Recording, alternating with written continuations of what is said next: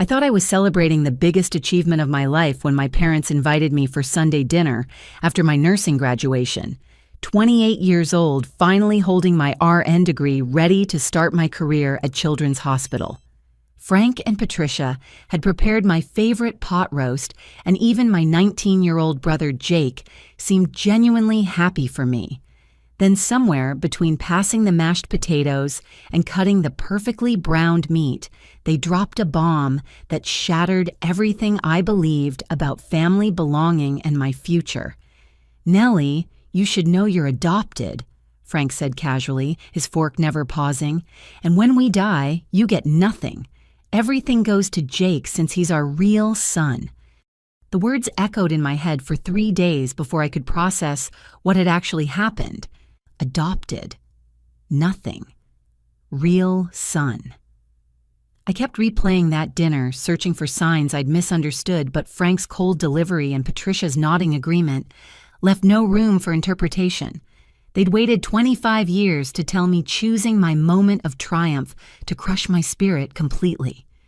I'd moved back into my childhood bedroom temporarily while apartment hunting, and suddenly every corner of that space felt contaminated with lies. The pink wallpaper I'd begged for at age 10, the achievement certificates covering one wall, the photos of family vacations where I always stood slightly apart from the group. Now I understood why. My hands shook as I started packing boxes, throwing clothes and books together without care. That's when I found them wedged behind my old dresser where they'd probably fallen years ago. 3 official-looking documents bound with a rubber band, hidden in plain sight like secrets tend to be. The first page made my knees buckle. Adoption decree finalized when I was 3 years old, not an infant like Frank and Patricia had claimed during their devastating revelation. But it was the second page that stopped my heart completely. Under biological mother, someone had typed Sarah Elizabeth Morrison. Morrison. My grandmother's maiden name was Morrison. Dorothy Morrison, who died 6 months ago, leaving me more bereft than I'd expected. The coincidence was impossible, absolutely impossible, unless it wasn't a coincidence at all. I stumbled downstairs with the papers, my mind reeling with possibilities that seemed too incredible to believe. Frank was watching television while Patricia folded laundry, both of them acting like they hadn't just destroyed their daughter's entire sense of identity 3 days earlier. "What is this?" I demanded, shoving the adoption papers toward Frank's face. "Sarah Morrison is that grandma's daughter?" Frank's expression shifted from annoyed to genuinely alarmed. He snatched the papers from my hands, his eyes scanning them quickly, while Patricia dropped the towel she'd been folding. "Where did you get these?" Patricia's voice was sharp, almost panicked. "These were supposed to be sealed." "They were in my room. Answer me. Is Sarah Morrison Grandma Dorothy's daughter? Is that my real mother?"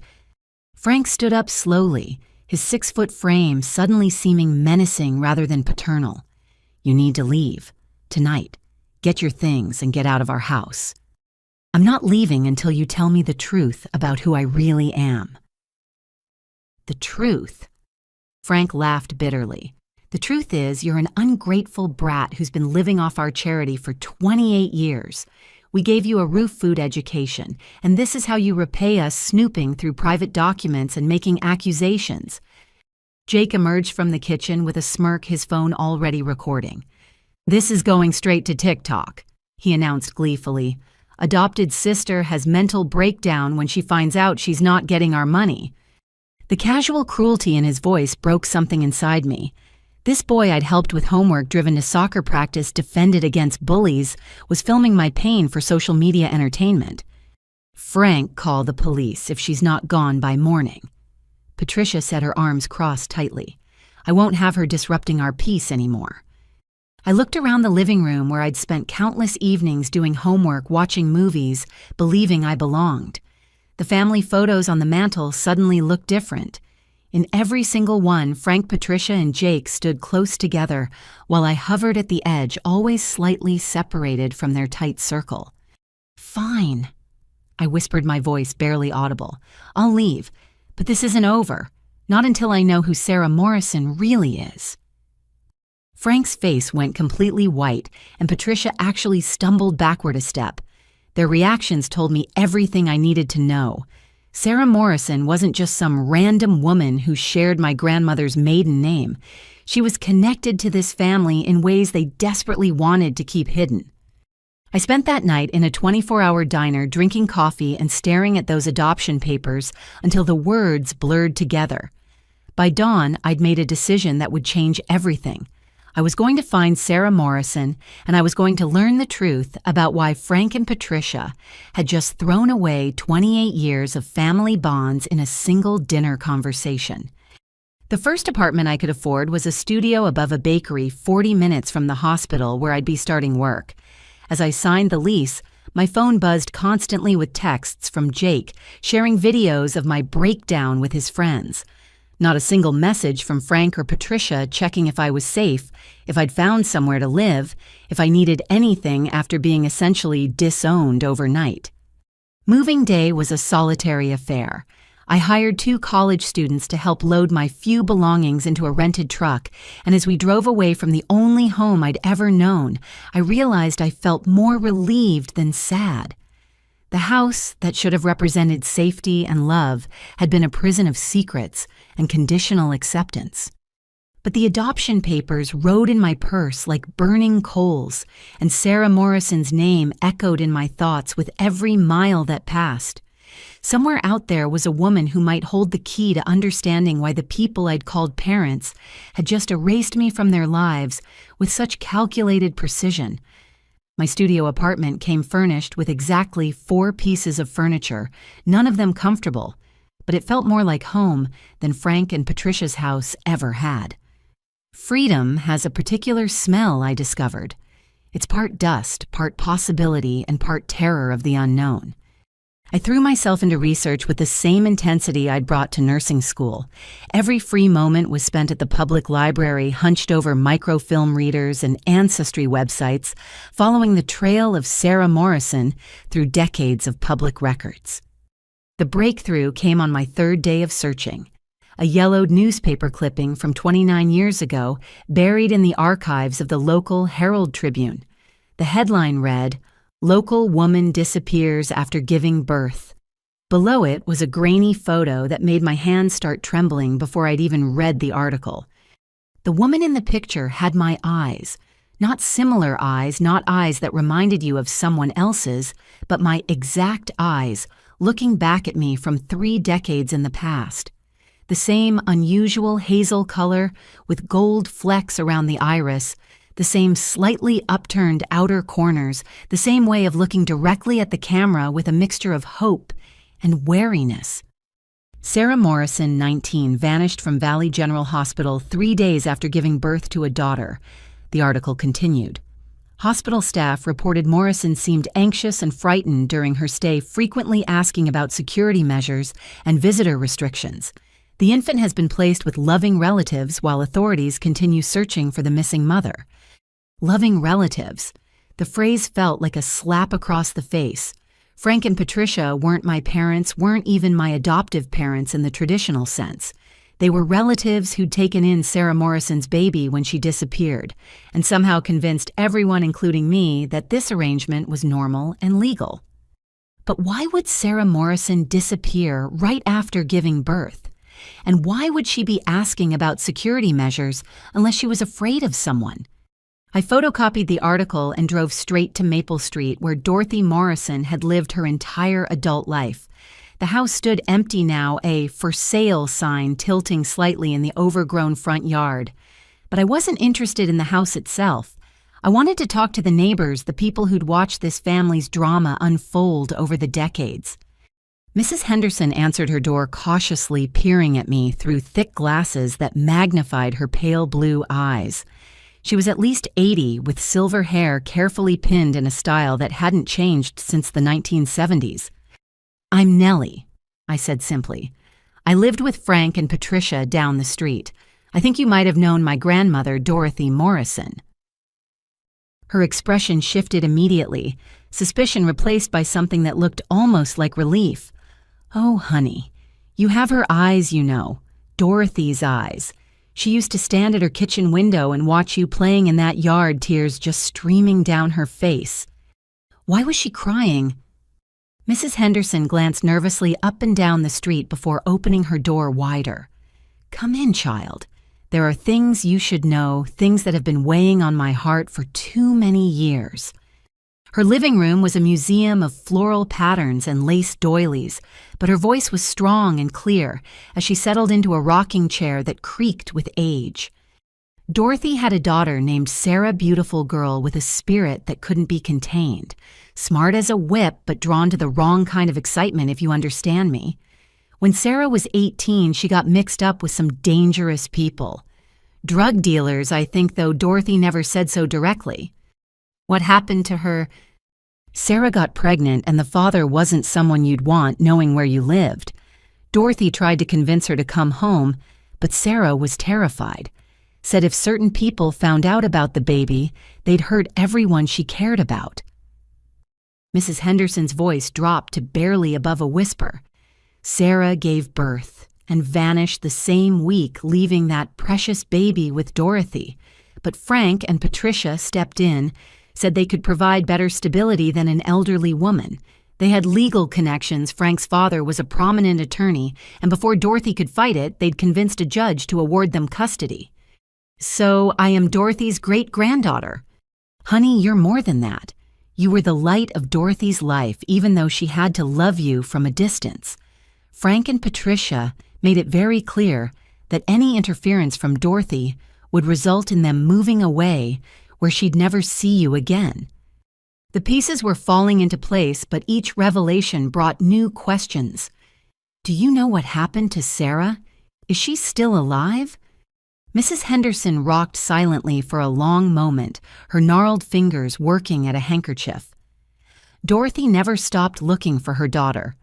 Hired private investigators contacted missing persons. Organizations spent thousands of dollars chasing leads that went nowhere. Right up until she died, Dorothy believed Sarah was out there somewhere, probably still afraid to come home. But she never found her. Not exactly. Mrs. Henderson's eyes met mine directly. About 6 months before Dorothy passed, she got very excited about something.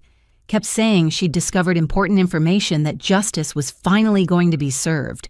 She mentioned hiring a new attorney, someone who specialized in family law and criminal cases. My heart started racing. Do you know the attorney's name? Walsh, I think. Benjamin Walsh. Dorothy said he was going to help her fix old mistakes and protect the people she loved. I left Mrs. Henderson's house with more questions than answers, but for the first time in weeks, I felt like I was moving toward truth rather than running away from lies. Dorothy Morrison had been searching for Sarah Morrison right up until her death, and she'd been working with an attorney to address family injustices. As I drove home through the gathering dusk, I realized I'd been thinking about Dorothy as Frank and Patricia's relative, a distant grandmother figure, who'd been kind but peripheral to my real life. Now I understood she'd been my closest blood relative, forced to watch her great-granddaughter grow up believing strangers were her parents. But most importantly, if Dorothy had been working with attorney Benjamin Walsh on family issues right before she died, then there might be more to her death than anyone realized. Maybe Dorothy Morrison hadn't just been a sweet, elderly woman who'd passed peacefully in her sleep. Maybe she'd been fighting for something or someone right up until the end. Finding Benjamin Walsh took exactly 1 phone call to the State Bar Association, but reaching him took 3 days of persistent messages left with a secretary who clearly specialized in protecting her boss from curious strangers. When he finally returned my call, his voice was cautious, but not unfriendly. "Miss Morrison," he said, and hearing my real last name spoken aloud made my chest tighten. "I've been expecting your call, though not quite this soon." "You have—" Dorothy left very specific instructions about when and how to contact you. "I'm afraid I can't discuss details over the phone, but I can meet with you tomorrow if you're available. There are things you need to see." Walsh's office occupied the 3rd floor of a restored Victorian house downtown, all dark wood paneling and leather-bound books that smelled like old wisdom. He was younger than I'd expected, maybe 50, with graying temples and eyes that seemed to see more than they revealed. "Before we begin," he said, settling behind a desk covered with neat stacks of documents, "I need to ask if anyone else knows you're here today." "No, should they?" Dorothy was very concerned about certain people learning of our work together. She had reason to believe that Frank and Patricia Morrison might take drastic action if they discovered she was investigating family matters. Morrison. He'd used Frank's last name, but that wasn't right. Frank had married into the Morrison family when he'd married Patricia, unless Patricia was also a Morrison, which would mean she was Dorothy's daughter, too. "I think there's been a confusion," I said slowly. "Patricia's last name was Henderson before she married Frank. She's not a Morrison." Walsh's eyebrows lifted slightly. Patricia Henderson Morrison. She legally changed her name back to Morrison after her first marriage ended in divorce. Patricia is Dorothy's youngest daughter, which makes Frank your adoptive father and your step-uncle by marriage. The room tilted sideways for a moment. Patricia was Dorothy's daughter. Frank had married his deceased wife's sister. I'd been adopted by my biological great-aunt and her husband, and nobody had thought to mention these family connections at any point during 28 years. "This is getting very complicated," I whispered. "It's about to get more complicated," Walsh said gently. Dorothy spent the last 3 years of her life documenting what she called a pattern of systematic abuse and fraud perpetrated by Frank and Patricia against multiple family members, including you. He opened a thick file folder and removed a key, old-fashioned and brass, tied with a blue ribbon. "Dorothy asked me to give you this if something happened to her before she could resolve these issues personally. She said you'd know where to use it." I stared at the key, my mind racing through memories of Dorothy's house, searching for locks it might fit. Then I remembered the cedar chest in her attic, the one I'd noticed during family visits, but never thought to examine closely. Dorothy used to joke that it contained family treasures too precious for prying eyes. "There's more." Walsh continued, his voice becoming more formal. "Dorothy Morrison changed her will 6 months before her death. She left her entire estate, valued at approximately $5 million, to her great-granddaughter, Nellie Morrison, with very specific conditions attached to the inheritance. $5 million. The number was so large, it didn't feel real. I'd been worrying about making rent on a studio apartment, and my biological great-grandmother had left me enough money to buy the entire building. What kind of conditions? You'll need to read Dorothy's letter first. Everything she wanted you to know is in that chest, along with evidence she gathered over several years. Dorothy was convinced that Frank and Patricia had committed serious crimes, not just against you, but against her, and possibly other family members. "What kind of crimes?" Walsh leaned back in his chair, his expression grave. "Financial fraud, elder abuse, possibly extortion." Dorothy believed they'd been systematically stealing from her while convincing her she was losing her mental faculties. She also suspected they'd been intercepting communication between you and her, preventing you from developing a relationship that might have exposed their activities. I thought about all the times I'd wanted to visit Dorothy more often, but Frank and Patricia had always discouraged it. Too tiring for an elderly woman, they'd said. Better to let her rest quietly rather than overwhelming her with young people's energy. I'd believe them, accepting their judgment about what was best for Dorothy's health and peace of mind. She wanted to see me more often, didn't she? Dorothy called my office at least twice a month asking about legal ways to spend more time with you. She'd planned birthday parties you never attended, Christmas celebrations you were told had been canceled, family dinners that supposedly weren't happening. Frank and Patricia told her you were too busy with school, too social with friends, too focused on your own life to visit an old woman. Each revelation felt like another small death. Dorothy had been reaching for me while I'd been accepting Frank and Patricia's explanations for her absence from my life. She'd wanted a relationship with her great-granddaughter, but the people I'd trusted to guide my family connections had been actively preventing it.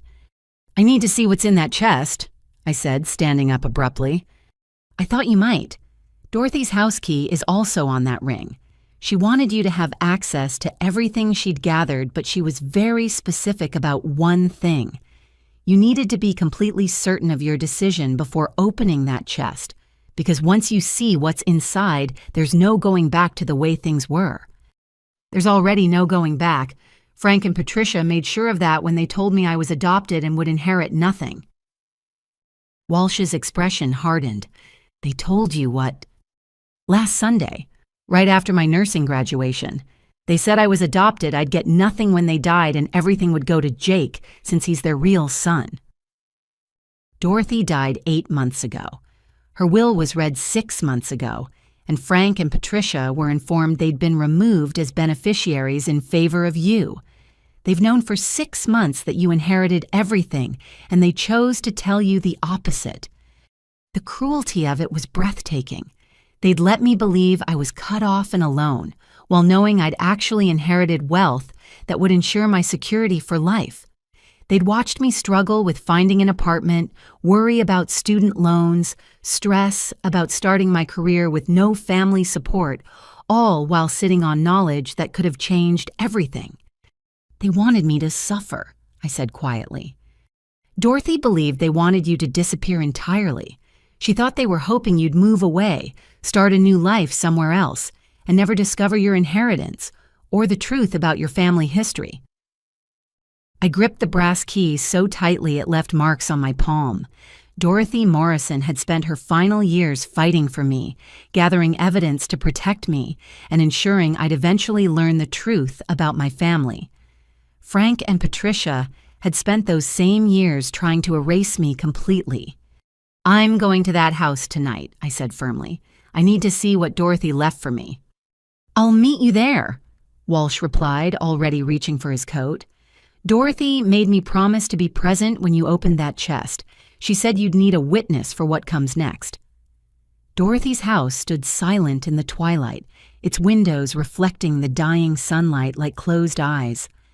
I hadn't been inside since her funeral 6 months ago, when Frank and Patricia had hurried everyone through a brief reception before shooing us away so they could begin the difficult process of settling her affairs. The brass key turned easily in the front door lock, and stepping inside felt like entering a time capsule. Everything remained exactly as Dorothy had left it, her reading glasses on the kitchen table.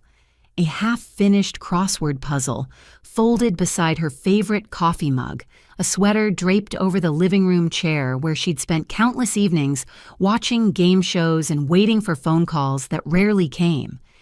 She knew she was running out of time, Walsh said softly as we climbed the narrow stairs toward the attic. The last month of her life, Dorothy was almost frantic about getting everything organized for you. The attic access required pulling down a wooden ladder and climbing up into the musty space felt like ascending into family history itself.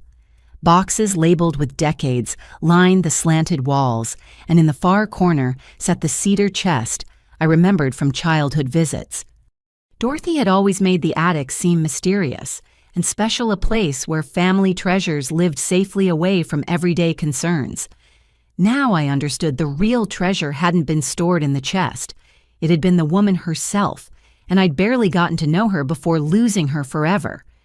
The brass key fit the chest's lock perfectly, and as I lifted the heavy lid, the scent of lavender and old paper rose up like Dorothy's own perfume. Inside, hundreds of envelopes were organized into neat stacks, each stack labeled with different years, spanning back 25 years. My dearest granddaughter, Nellie, read the first letter dated just after my 5th birthday. Today you lost your first tooth, and Patricia told me you were too shy to let the tooth fairy know. I wanted to come over with a special coin and a story about brave little girls, but Frank said you needed your sleep more than excitement from an old woman. I read 3 more letters with increasing amazement. Dorothy had documented every milestone, every achievement, every moment she'd wanted to share, but been prevented from experiencing with me. Birthday parties she'd planned, but been told to cancel. Christmas presents she'd bought, but been told not to give. Bedtime stories she'd written, but never been allowed to read. She wrote to you every week, Walsh said, watching me discover the depth of Dorothy's love and frustration. At first, she thought Frank and Patricia were just being protective of your routine. By the time she realized they were deliberately isolating her from you, the pattern was too established to break without risking losing you completely. But it was the final stack of letters that changed everything. These were marked evidence and contained Dorothy's careful documentation of Frank and Patricia's financial manipulation over the past 3 years. I've discovered Frank has been using my power of attorney to transfer money from my accounts into his business. Read one letter dated 18 months ago. When I confronted him, he said I'd agreed to invest in his landscaping company, but couldn't remember due to my failing memory. Patricia showed me documents with my signature, but I don't remember signing anything related to business investments. The next letter was even more disturbing. I've started hiding this notebook because Patricia goes through my papers when she thinks I'm napping. She's been telling people I have dementia and can't manage my finances anymore. Yesterday, she suggested I might be happier in assisted living where professionals could monitor my health. The strange thing is my mind feels perfectly clear, except when I'm around them. Then I become confused and forgetful in ways that don't happen when I'm alone. They were drugging her. I whispered the realization hitting me like ice water. Walsh nodded grimly. Dorothy became suspicious when she noticed her mental clarity improved dramatically during a 2-week period when Frank and Patricia were vacation. She started documenting her cognitive function daily, noting significant differences between days when they visited and days when she was alone. The final letter was addressed directly to me, sealed in an envelope marked "Open only after my death for Nellie's eyes alone." Inside, Dorothy's handwriting was shaky but determined. My precious Nellie, if you're reading this, then I've failed to live long enough to tell you these truths in person. Frank and Patricia have been systematically poisoning me with small doses of sedatives mixed into my food just enough to make me appear mentally incompetent while they steal everything your great-grandfather worked his entire life to build. But more importantly, they've stolen 25 years of our relationship by convincing you that I didn't want to be close to you and convincing me that you didn't want to spend time with an old woman. Every birthday party you missed, every holiday celebration that was canceled, every family dinner that never happened, all of it was their manipulation designed to keep us apart. I've hired attorney Benjamin Walsh to help me gather evidence of their crimes, but I suspect they'll escalate their efforts to control my estate before we can expose them legally. I'm changing my will to leave everything to you, including this house, and all the evidence I've gathered about their criminal activities. Most importantly, I've discovered that your biological mother, Sarah, is alive. She's been hiding for 28 years, afraid to contact you because Frank threatened to expose her location to dangerous people from her past. But I found her, Nellie. She's been living under an assumed name in Oregon, working as a nurse like you chose to become, never knowing whether her daughter was safe or happy. I've arranged for Walsh to contact Sarah after my death so you can finally meet the mother who's been mourning your loss every day for nearly 3 decades. Frank and Patricia kept you both believing the other was gone forever. But love doesn't die just because cruel people try to bury it. Use my money to build the life you deserve, sweetheart.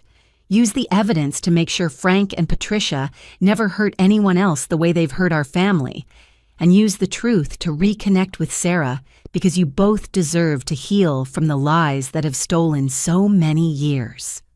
I love you more than all the stars in the sky, and I'm proud of the strong, compassionate woman you've become, despite everything they did to try to break your spirit. Your devoted great-grandmother, Dorothy Morrison. I was sobbing before I finished the first paragraph, and by the end of the letter, my tears had spotted the paper in several places. Dorothy had died, knowing Frank and Patricia were slowly murdering her, but she'd spent her remaining time protecting me and trying to reunite me with my biological mother rather than just protecting herself. Sarah Morrison is alive, I asked Walsh through my tears. Dorothy located her 8 months ago, living in Portland under the name Sarah Collins. She's been waiting for this day, Nellie. She never stopped loving you or hoping you'd find each other again. But there was one more item in the chest that changed everything again.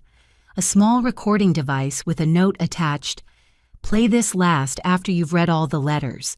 This recording was made 3 weeks before my death, and it proves everything I've told you about Frank and Patricia's true nature." I pressed play with shaking fingers, and Dorothy's voice filled the attic space clear and strong despite her age. "Frank, I've decided to change my will again. Nellie should inherit the house and the bulk of my estate, not you and Patricia." Frank's voice cold and threatening. "Mother Morrison, we've discussed this. Your memory isn't reliable anymore, and making major financial decisions when you're not thinking clearly isn't fair to the family. My memory is perfectly fine when you're not drugging my tea." Patricia's sharp intake of breath, then Frank's voice turning dangerous. "That's a serious accusation, and frankly, it proves you're not competent to manage your affairs anymore. Patricia and I think it's time to explore assisted living facilities, where you can get proper medical supervision."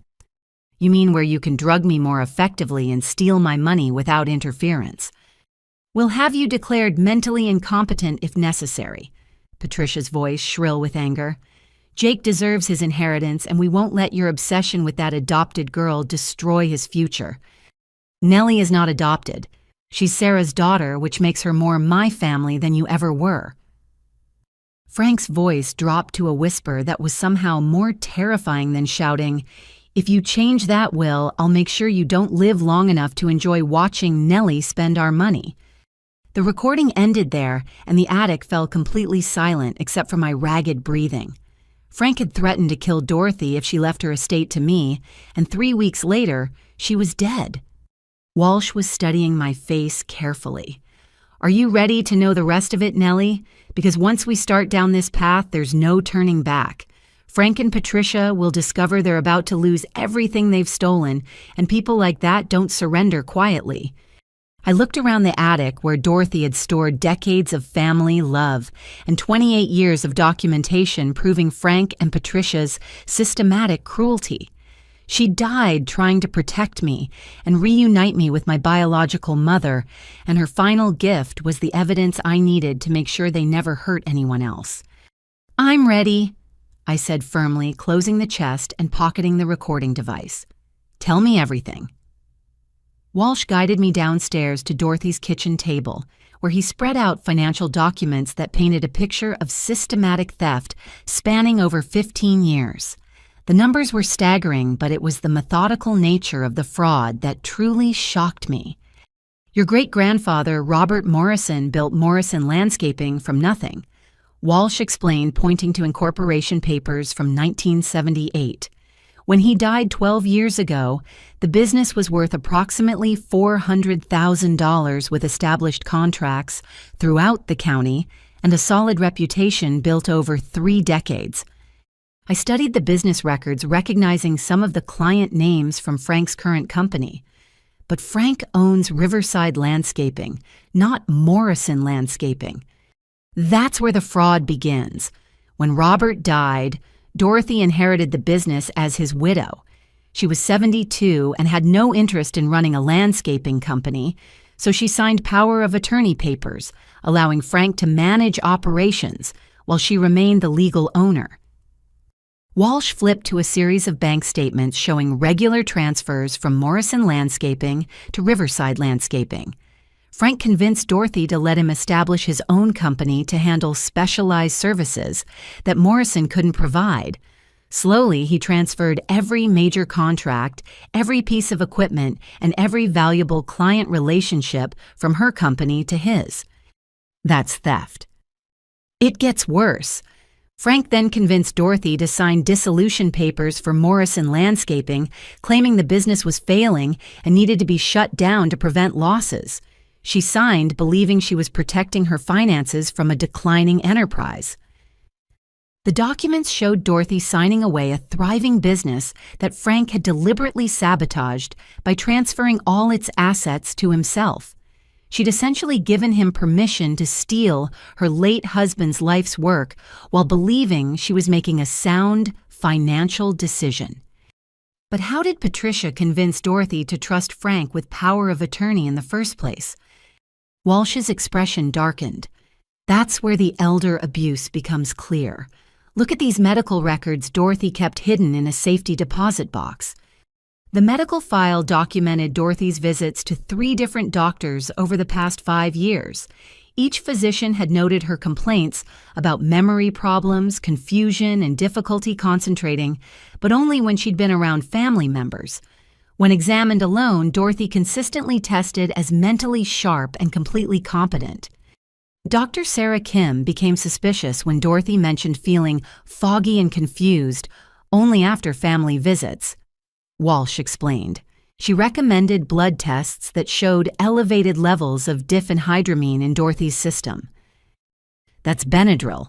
In high doses, it causes confusion and memory problems in elderly patients.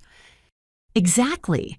Someone was giving Dorothy regular doses of antihistamines, just enough to make her appear mentally incompetent during important conversations about financial matters.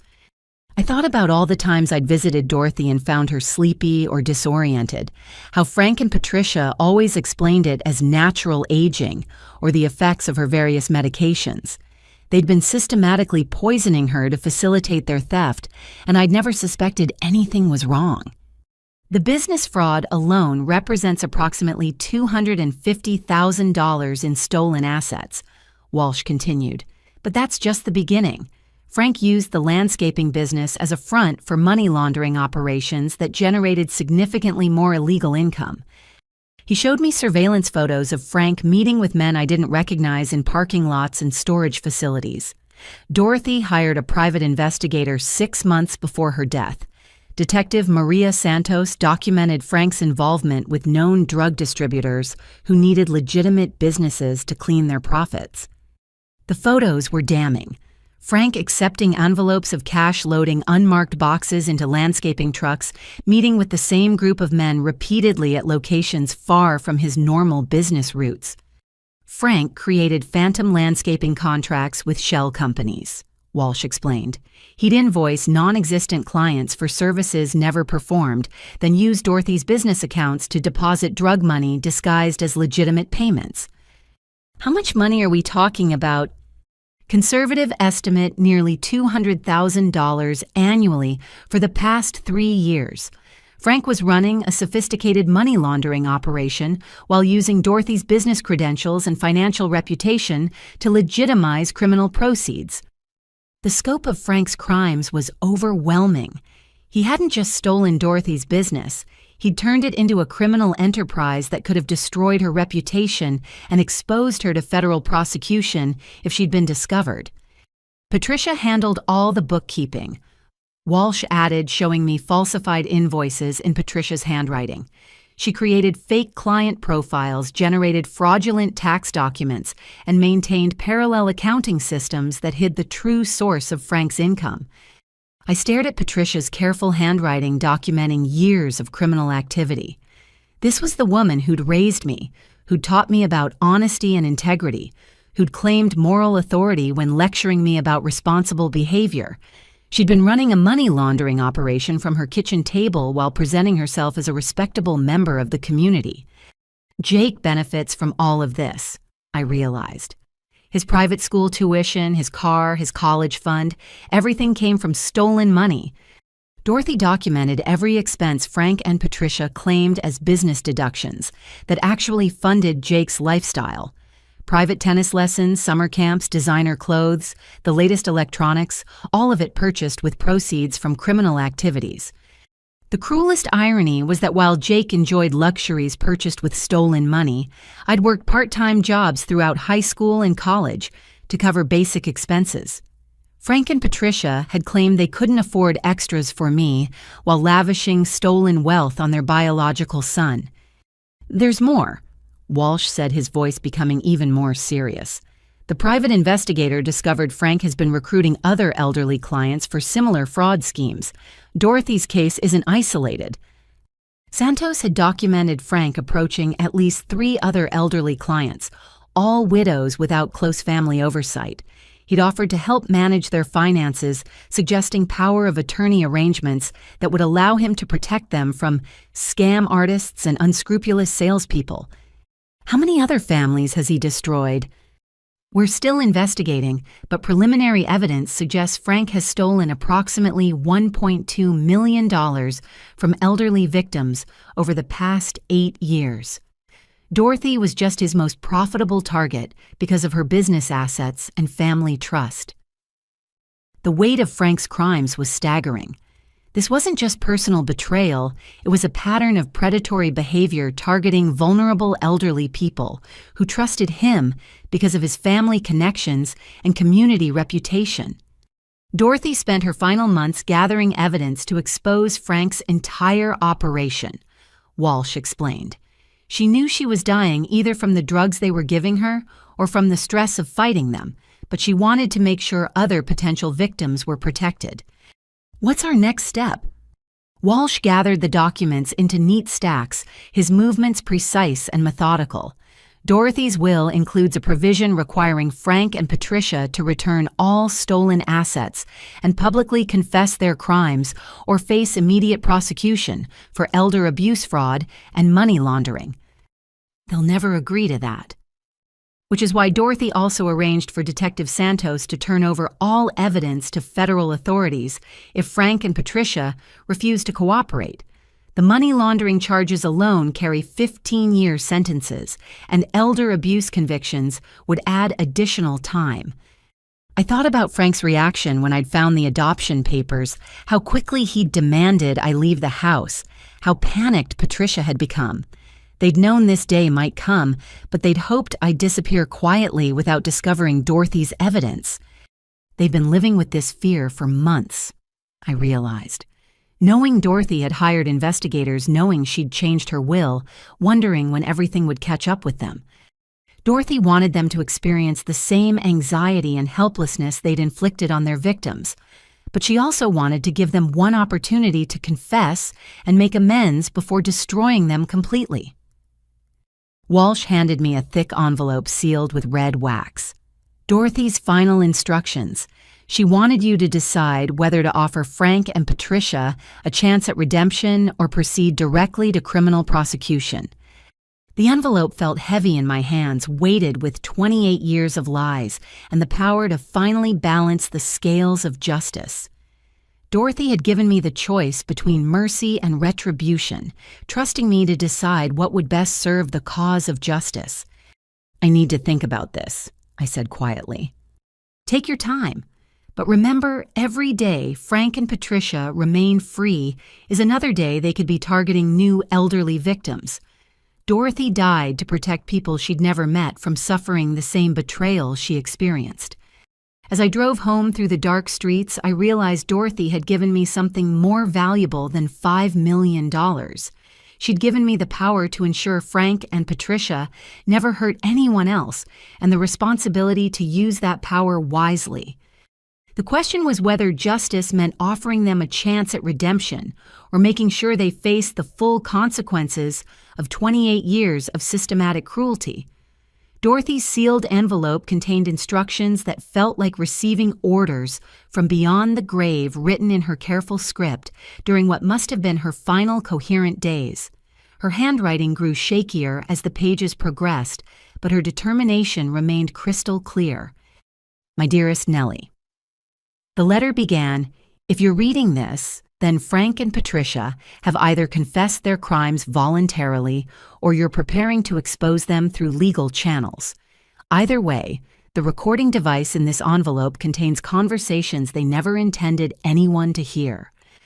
The device was newer than the one I'd found in the chest, sleek and digital with a small screen showing dozens of saved files. Dorothy had been recording Frank and Patricia for months, documenting conversations that revealed the true depth of their callousness. I drove to a 24-hour diner and ordered coffee I didn't want needing a public space where I could listen to these recordings without falling apart in private.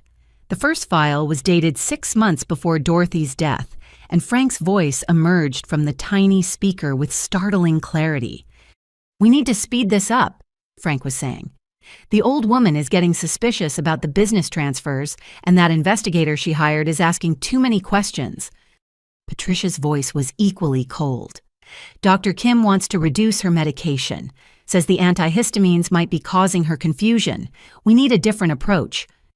What about increasing the dosage just temporarily until we can get her declared incompetent and move to assisted living? Frank, we're talking about potentially killing her. The doses we're using are already dangerous for someone her age. She's 84 years old. Everyone expects elderly people to decline rapidly. A little confusion, some falls, maybe pneumonia from weakened immunity, it all looks natural. The casual way they discussed murdering Dorothy made my hands shake so violently I could barely hold the device. These weren't desperate people making impulsive decisions. They were calculating killers planning Dorothy's death while pretending to be her devoted caregivers. The next recording was even more disturbing. Frank and Patricia discussing their long-term plans for my future, recorded just 2 weeks before Dorothy died. "Once the old lady is gone, we need Nellie to disappear completely," Frank said. "She's asking too many questions about family history, and she's smart enough to eventually piece things together." "How do we make her disappear without raising suspicions?" "Tell her she's adopted, that she gets nothing from our family. Make her feel unwanted and ashamed. Young people like that usually move far away and never look back. Problem solved."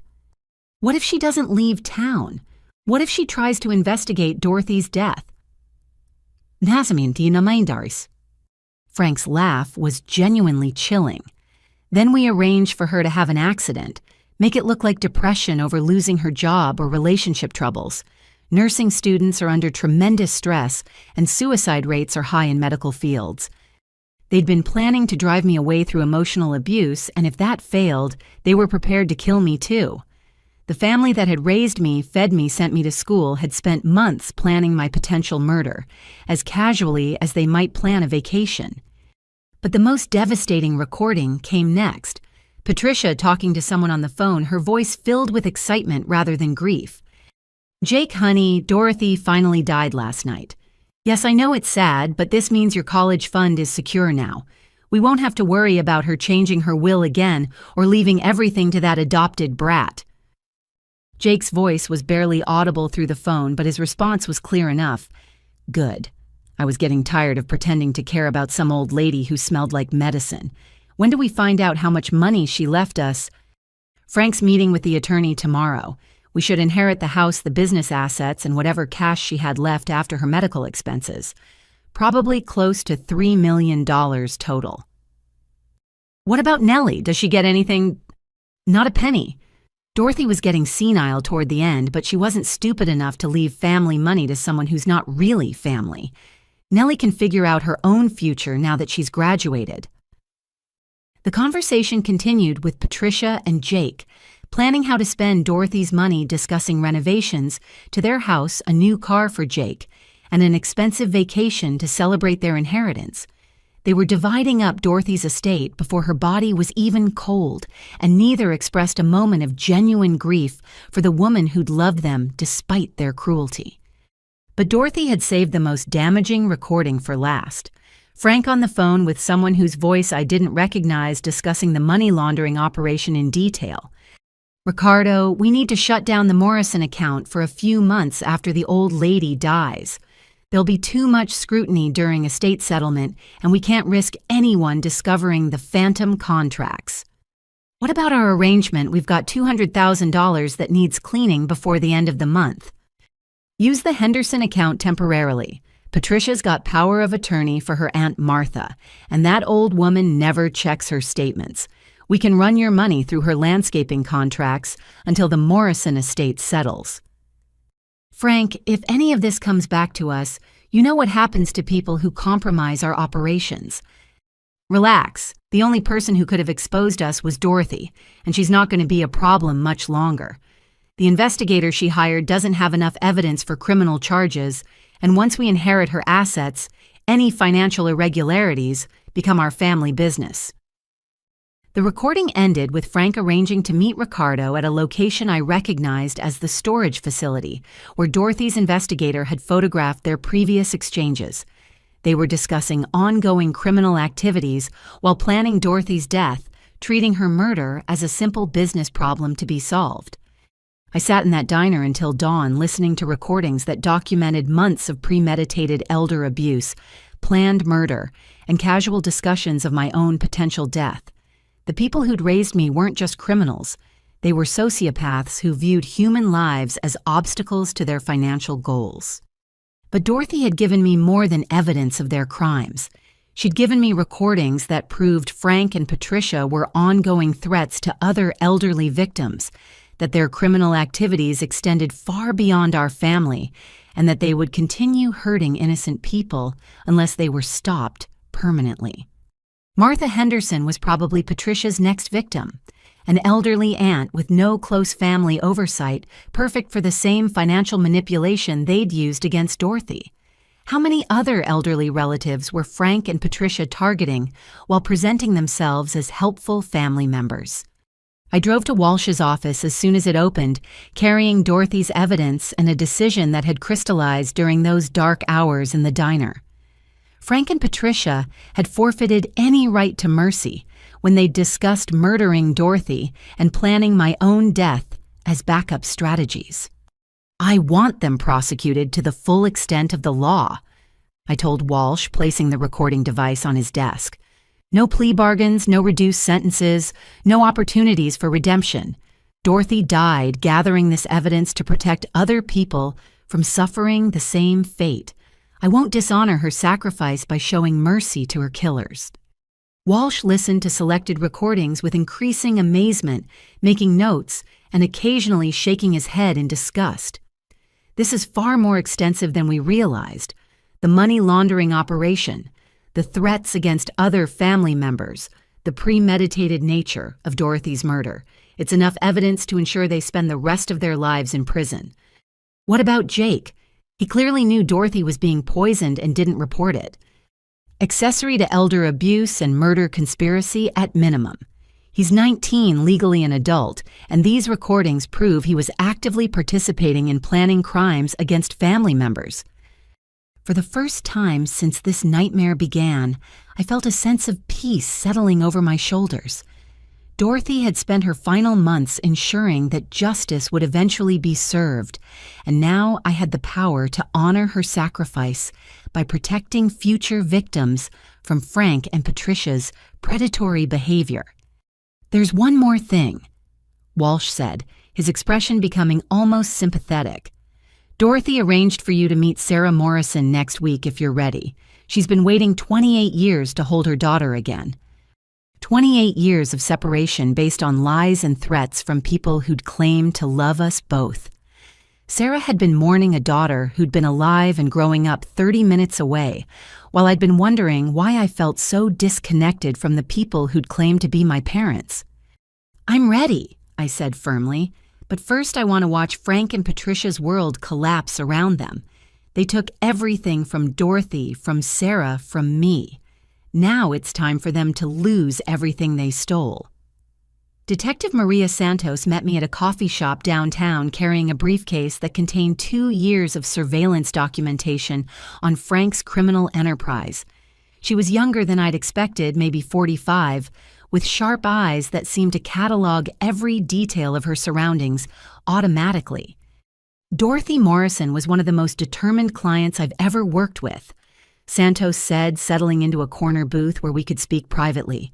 She hired me to investigate financial irregularities, but what we discovered was a sophisticated criminal operation targeting elderly victims throughout the county. Santos opened her briefcase and removed dozens of photographs showing Frank meeting with the same group of men at various locations over many months. "Your adoptive father has been laundering money for a drug distribution network run by Ricardo Martinez and his associates. Conservative estimate, they've cleaned approximately $600,000 through Frank's landscaping business over the past 3 years. The photos were taken with telephoto lenses, showing Frank's face clearly as he accepted envelopes, loaded unmarked boxes, and conducted transactions that had nothing to do with legitimate landscaping services. In several images, Patricia was visible in their car, obviously serving as a lookout while Frank conducted illegal business. How does the money laundering work?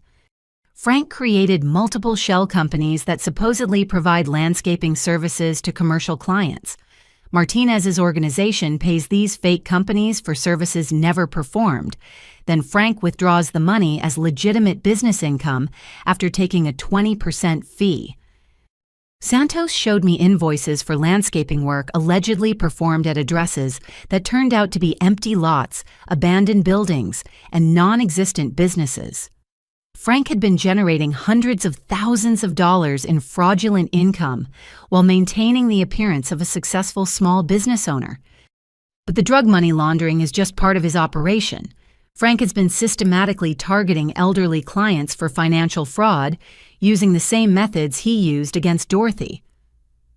The detectives' files contained evidence of Frank approaching at least 7 elderly clients over the past 5 years, always following the same pattern. He'd offer to help manage their landscaping needs, build trust through reliable service, then gradually convince them he could help manage other aspects of their finances. Martha Henderson. Patricia's 79-year-old aunt signed power of attorney papers 6 months ago, Santos explained.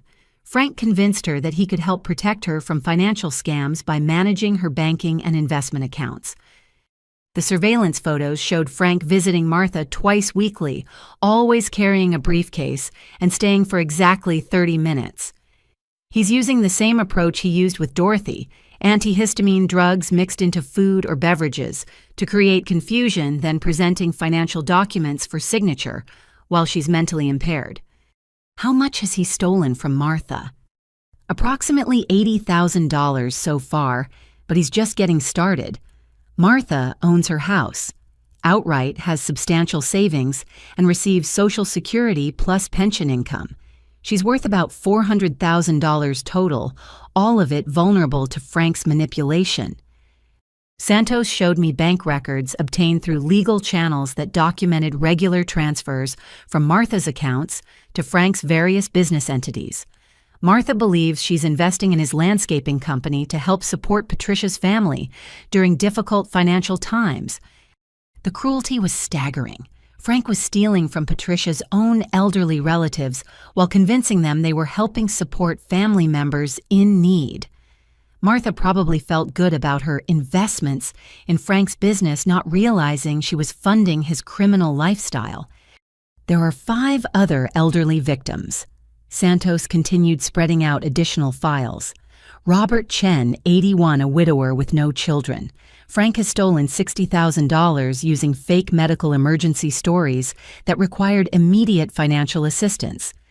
The files documented Frank's sophisticated manipulation techniques, fake medical bills for family emergencies, manufactured crises, requiring immediate cash assistance investment opportunities that sounded legitimate but funneled money directly into his accounts. Dorothy suspected Frank was targeting other elderly people, but she didn't realize the full scope of his operations until the final month of her life. That's when she asked me to expand the investigation beyond just her own situation. Santos had documented Frank's activities across multiple counties, working with elderly victims who lived too far apart to compare stories or recognize patterns. He'd been operating a multi-jurisdictional fraud ring while maintaining his reputation as a helpful young man who assisted elderly neighbors with various needs. The most disturbing aspect is how he selects victims. Frank specifically targets elderly people who've recently lost spouses, have no children living nearby, or have family members who rarely visit. He preys on loneliness and vulnerability. Each victim file contained heartbreaking details. Widows who welcomed Frank's visits because they provided human contact and conversation. Elderly men who'd trusted Frank to help with financial matters because they felt overwhelmed managing alone after decades of marriage. Frank's not just stealing money, I realized. He's destroying these people's ability to trust anyone ever again. Exactly. Even victims who eventually discover the theft often don't report it because they feel ashamed of being manipulated. Frank has destroyed the financial security of at least 12 elderly people, and most of them blame themselves for being foolish enough to trust him. Santos showed me photographs of Frank visiting an assisted living facility where several residents had become his victims. He presents himself as a grandson figure to elderly people who rarely receive visitors. The staff thinks he's wonderfully devoted to these elderly friends, when actually he's systematically robbing them. The scope of Frank's predatory behavior was overwhelming. This wasn't opportunistic crime. It was a carefully planned operation designed to exploit the most vulnerable members of our community, while maintaining his reputation as a caring, helpful young man. What evidence do you have that would hold up in federal court? Santos smiled grimly. 2 years of surveillance footage, financial records obtained through legal channels, recorded conversations between Frank and Martinez's organization, testimony from elderly victims who've agreed to cooperate with prosecution, and documentation of the money laundering operation. She handed me a thumb drive containing digitized copies of all evidence. Dorothy paid for this investigation to continue after her death. She wanted to make sure every victim received justice, and Frank's entire operation was exposed publicly. Will the elderly victims testify against Frank? 6 of them have agreed to cooperate fully. They're angry about being victimized, but they're more angry that Frank is still targeting other elderly people. Martha Henderson was particularly motivated to help after learning that Frank had been drugging her tea during financial meetings. I thought about Dorothy's final months fighting through drug-induced confusion while trying to protect people she'd never met from suffering the same betrayal. She died knowing Frank was still operating, still targeting vulnerable elderly victims, still destroying lives for financial gain. When can we move forward with arrests? Federal agents are ready to move as soon as you give the word. Dorothy's will required that you be given the opportunity to confront Frank and Patricia privately before criminal charges were filed, but that deadline expires in 72 hours. I studied the photographs of Frank conducting drug deals while maintaining his facade as a respectable business owner of elderly victims who trusted him with their financial security, and paid dearly for that trust of Patricia, serving as his accomplice, while presenting herself as a caring daughter and aunt. Dorothy had given me the choice between private justice and public prosecution, but after seeing the full scope of Frank and Patricia's crimes, the decision was obvious. They were ongoing threats to innocent people, and showing them mercy would only enable future victimization. Schedule the arrests, I said firmly. I want them in federal custody before they can target anyone else. Santos nodded approvingly. Dorothy would be proud. She spent her final weeks making sure Frank and Patricia would face consequences for every person they'd hurt. As I drove home with Santos's evidence files, I realized Dorothy had given me something more valuable than an inheritance. She'd given me the power to protect elderly victims I'd never meet from suffering the same betrayal that had defined her final years. Frank and Patricia's predatory operation was about to end permanently, and every elderly person in our community would be safer because Dorothy Morrison had refused to die quietly. Walsh's office felt like a war room as we planned the confrontation that would determine Frank and Patricia's fate. Santos had arranged for federal agents to be positioned nearby, ready to make arrests if Frank and Patricia refused to cooperate. But Dorothy's will required offering them one final opportunity to confess and make amends. The confrontation needs to happen at their house. Walsh explained in front of family witnesses who can testify later that they were given every opportunity to explain their actions voluntarily. I'd called Frank's sister, Carol, and brother Robert, Dorothy's other children who lived across the country and rarely visited. They'd agreed to fly in for what I described as an important family meeting about Dorothy's estate and some concerning financial discrepancies. They don't know about Frank's crimes yet, I asked Walsh. Dorothy wanted them to hear the truth directly from Frank and Patricia if possible. She believed family members deserved the chance to understand how their mother actually died before reading about it in criminal indictments. Carol and Robert had loved Dorothy dearly but trusted Frank and Patricia to manage her care because of geographic distance and their own busy professional lives. Learning that their mother had been systematically poisoned and financially exploited would devastate them, but they needed to know the truth. What exactly are we offering Frank and Patricia? Walsh consulted Dorothy's detailed instructions. Full confession to all crimes, complete financial restitution, to every victim public apology, acknowledging their abuse of Dorothy and other elderly victims, and cooperation with federal investigators in exchange for reduced sentences rather than maximum penalties. And if they refuse, immediate arrest, seizure of all assets, criminal charges carrying potential life sentences, and civil lawsuits that will destroy them financially, even if they avoid lengthy prison terms. Dorothy had structured her final offer carefully. Frank and Patricia could choose between accepting responsibility and maintaining some dignity or facing complete destruction through criminal prosecution that would expose every detail of their predatory operation. Santos had coordinated with federal agents to ensure Frank couldn't destroy evidence or flee during the confrontation. His phones are monitored, his bank accounts are flagged, and surveillance teams are positioned at every location where he might attempt to dispose of incriminating materials. What about Jake? He's 19 and legally an adult who participated in planning crimes against family members, Walsh said firmly.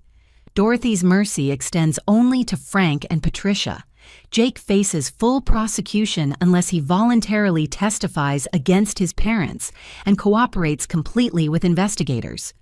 I thought about Jake filming my emotional breakdown after learning about the adoption posting videos of my pain for social media entertainment, while knowing his family had been systematically stealing from Dorothy. His cruelty had been casual and constant, and he deserved to face consequences for participating in elder abuse. I want to record the entire confrontation, I said. If they confess, I want their admissions documented. If they deny everything, I want their lies preserved for the jury trial. Walsh nodded approvingly. Dorothy anticipated that request. She purchased professional recording equipment specifically for this meeting, and state law allows recording conversations in your own home with proper notice. We spent 2 hours reviewing exactly what evidence to present and in what order. The adoption papers and family relationship revelations, first followed by business fraud documentation, then the recordings of Frank and Patricia planning Dorothy's murder. The sequence was designed to give them multiple opportunities to confess before presenting the most damaging evidence. Remember, Santos cautioned, Frank has been involved with dangerous criminals for several years. If he realizes he's facing life in prison, he might become desperate enough to attempt violence. That's why federal agents will be positioned outside the house, Walsh added. Any sign of aggressive behavior, and they'll intervene immediately. I studied the pile of evidence that represented Dorothy's final 2 years of life.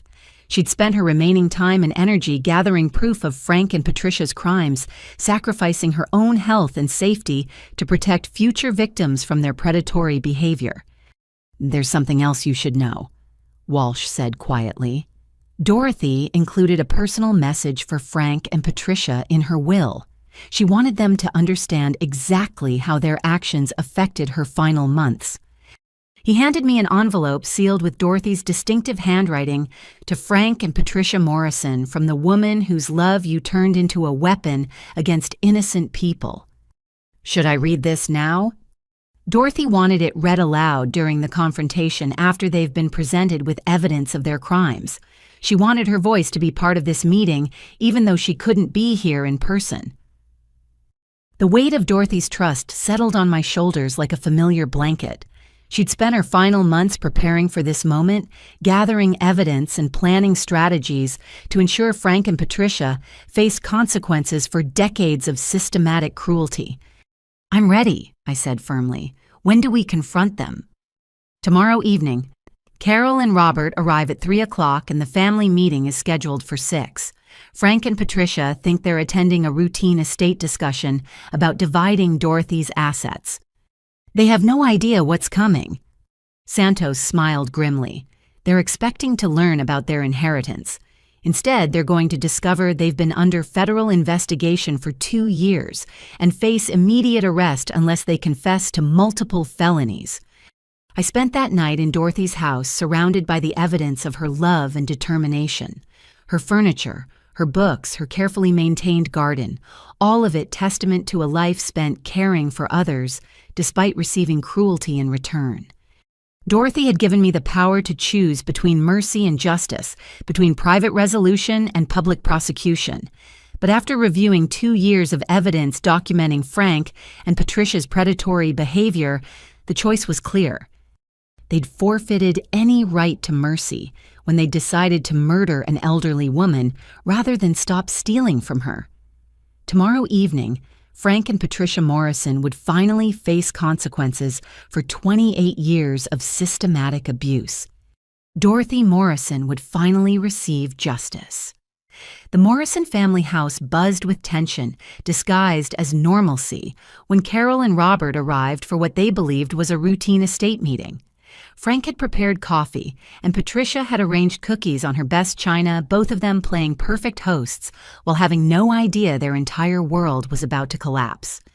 Carol looked exactly like Dorothy had at 60, with the same silver hair and determined jawline. Robert shared Dorothy's gentle eyes but carried himself with the confidence of a successful businessman accustomed to handling family finances. Both of them had flown across the country to honor their mother's memory and settle her affairs responsibly. "Nellie, you look wonderful," Carol said, embracing me warmly. "Dorothy was so proud when you graduated from nursing school. She talked about it for weeks." Frank's expression tightened slightly at the mention of Dorothy discussing my achievements. Mother was getting confused toward the end. She sometimes forgot which grandchildren had accomplished what. "That's strange," Robert said thoughtfully. "When I talked to her 2 weeks before she died, she seemed perfectly sharp. Mentioned Nellie's graduation specifically and how excited she was about the hospital job." Patricia quickly changed the subject. "Should we get started? I know you both have flights tomorrow evening, and there's quite a bit to discuss about the estate settlement." Walsh arrived precisely at 6 o'clock carrying his briefcase and wearing an expression of professional solemnity. "Good evening, everyone. Thank you for gathering to address these important family matters." Frank extended his hand confidently. "Mr. Walsh, I assume you have Dorothy's will, and the estate documents. Patricia and I are ready to handle whatever needs to be done. Actually, there have been some significant developments regarding Dorothy's estate that everyone needs to understand before we proceed with any settlements." Walsh opened his briefcase and removed the first stack of documents. "These are adoption papers for Nellie Morrison, finalized 28 years ago when she was 3 years old." Carol gasped, reaching for the papers. "Nellie was adopted, Frank. Patricia. Why didn't you ever mention this?" "It was a private family matter," Frank said defensively. "We didn't see any reason to make it public information." "The biological mother is listed as Sarah Elizabeth Morrison," Walsh continued. "Dorothy's daughter Sarah, who disappeared after giving birth 29 years ago." The silence in the room was deafening. Robert studied the adoption papers with increasing amazement while Carol stared at Frank and Patricia in shock. "Sarah had a baby," Carol whispered. "Our sister Sarah had a daughter and nobody told us?" Patricia's voice was barely audible. "It was complicated. Sarah was in trouble with dangerous people, and we thought it was safer if fewer people knew about Nellie's connection to our family." "Safer for who?" Robert's voice was getting louder. "Sarah's been missing for almost 30 years, and you've been raising her daughter without telling anyone in the family about the connection." Walsh waited for the initial shock to settle before presenting the business fraud documentation. "There's more. These financial records show systematic theft from Dorothy's estate over the past 5 years. Frank's face went completely white as Walsh spread out bank statements, forged documents, and transfer records documenting the theft of Dorothy's landscaping business. Frank has been using power of attorney privileges to transfer Dorothy's business assets to his own company, Walsh explained. The total theft amounts to approximately $400,000 in equipment contracts and client relationships. "That's impossible," Frank stammered. Mother gave me permission to manage the business operations. Everything was done with her knowledge and consent. Really? Then perhaps you can explain these recordings.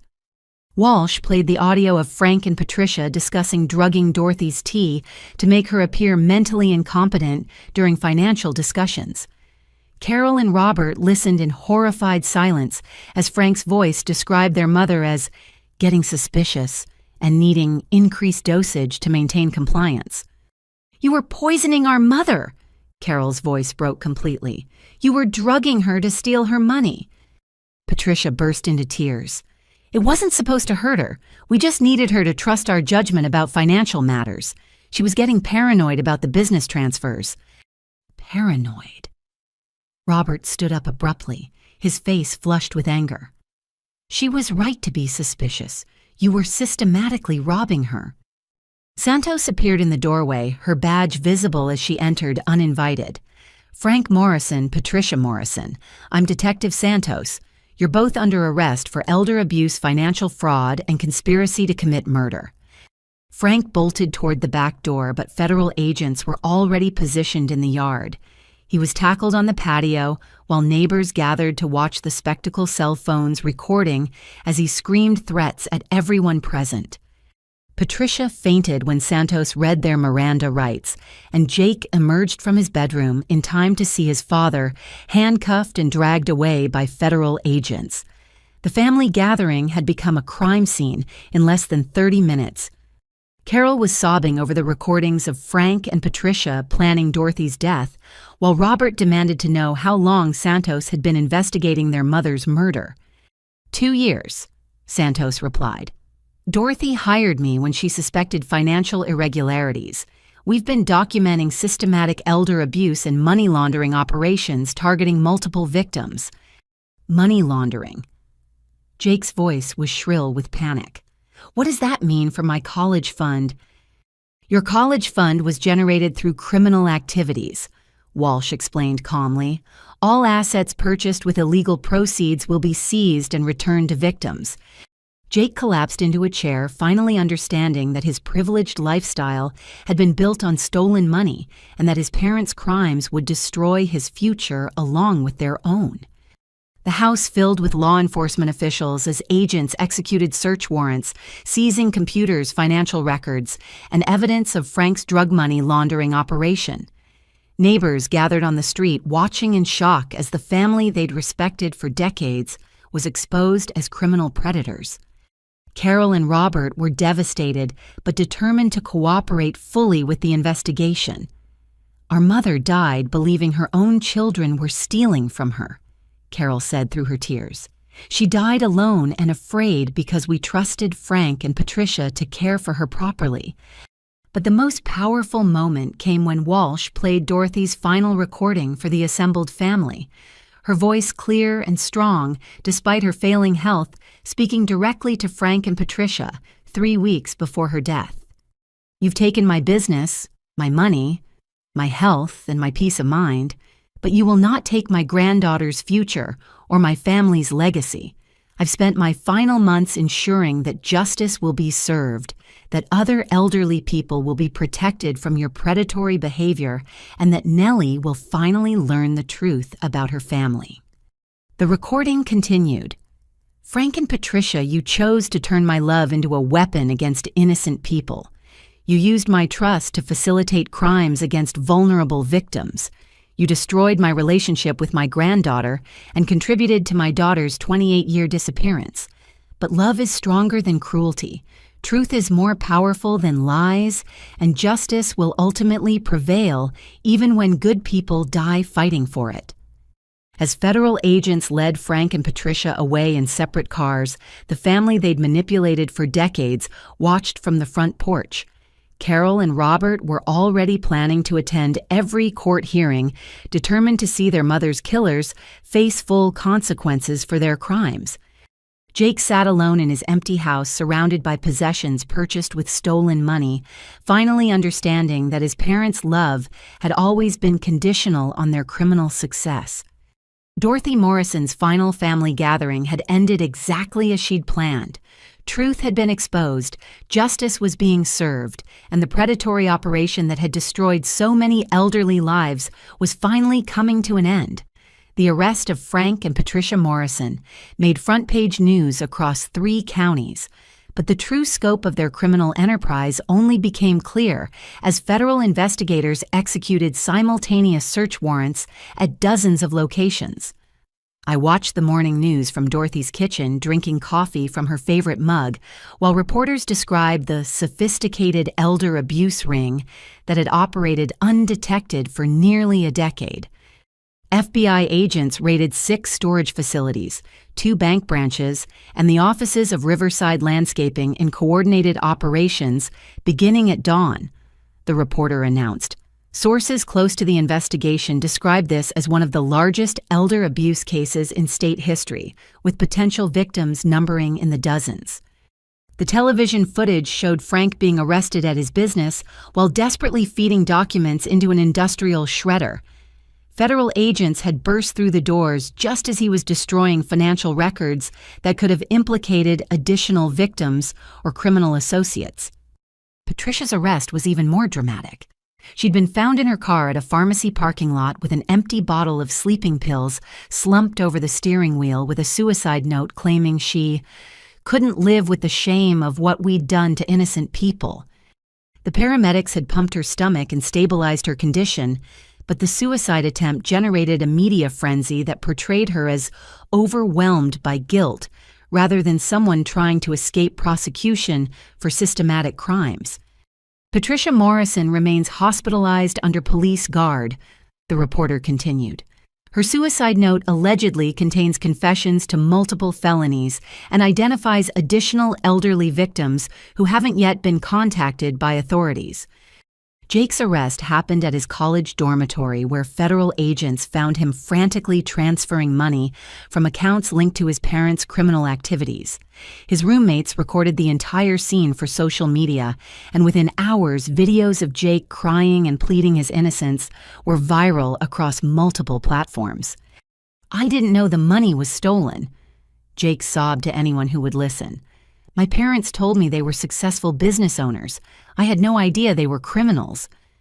But Santos had recordings of Jake participating in conversations about drugging Dorothy and planning my own potential elimination if I became too curious about family finances. His claims of innocence wouldn't survive contact with actual evidence. Walsh called me around noon with updates from the federal task force. Frank's business contained evidence of money laundering operations totaling over $1.2 million.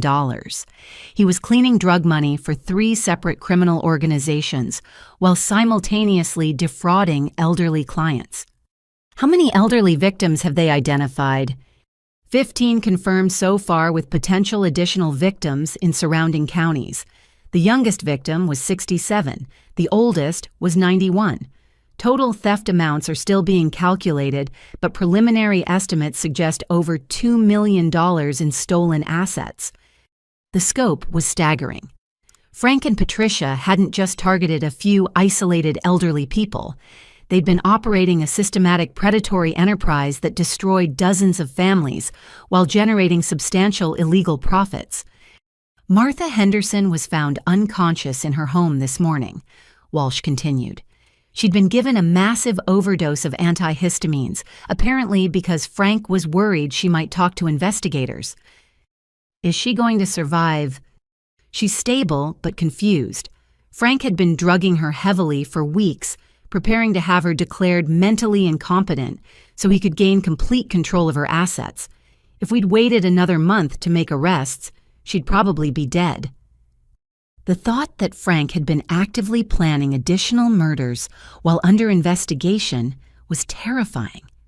How many elderly people had died mysterious deaths after refusing Frank's financial assistance or becoming suspicious of his motives? There's something else. Walsh said, his voice becoming more serious. Frank's criminal associates are not pleased about losing their money laundering operation. Ricardo Martinez and his organization are facing significant financial losses because of Frank's arrest. Are they threatening retaliation? Federal marshals are providing security for you, Carol Robert, and other family members who testified against Frank. These aren't people who accept business disruptions quietly. Santos arrived at Dorothy's house that afternoon with boxes of evidence that painted an even darker picture of Frank's criminal activities. "We found detailed files on elderly victims dating back 8 years, she explained. Frank kept meticulous records of each person's financial situation, family relationships, and vulnerability factors. The files were organized like a predator's hunting guide. Frank had researched elderly people's social isolation, health problems, and family dynamics before selecting targets for financial manipulation. Robert Chen lost his life savings because Frank convinced him to invest in fake medical research, supposedly being conducted for his late wife's cancer type. Mrs. Eleanor Davis signed over her house deed because Frank claimed he needed collateral to secure a business loan for Patricia's fictional medical emergency. Each victim file contained heartbreaking details of emotional manipulation designed to exploit grief, loneliness, and family loyalty. Frank had turned elderly people's love for their families into weapons against their own financial security. The most disturbing discovery was Frank's backup plan for troublesome victims. Santos continued, "If elderly clients became suspicious or refused to cooperate, he'd arrange accidents or medical emergencies that appeared natural." "You mean he was murdering people?" 3 elderly clients died under suspicious circumstances after questioning Frank's financial management.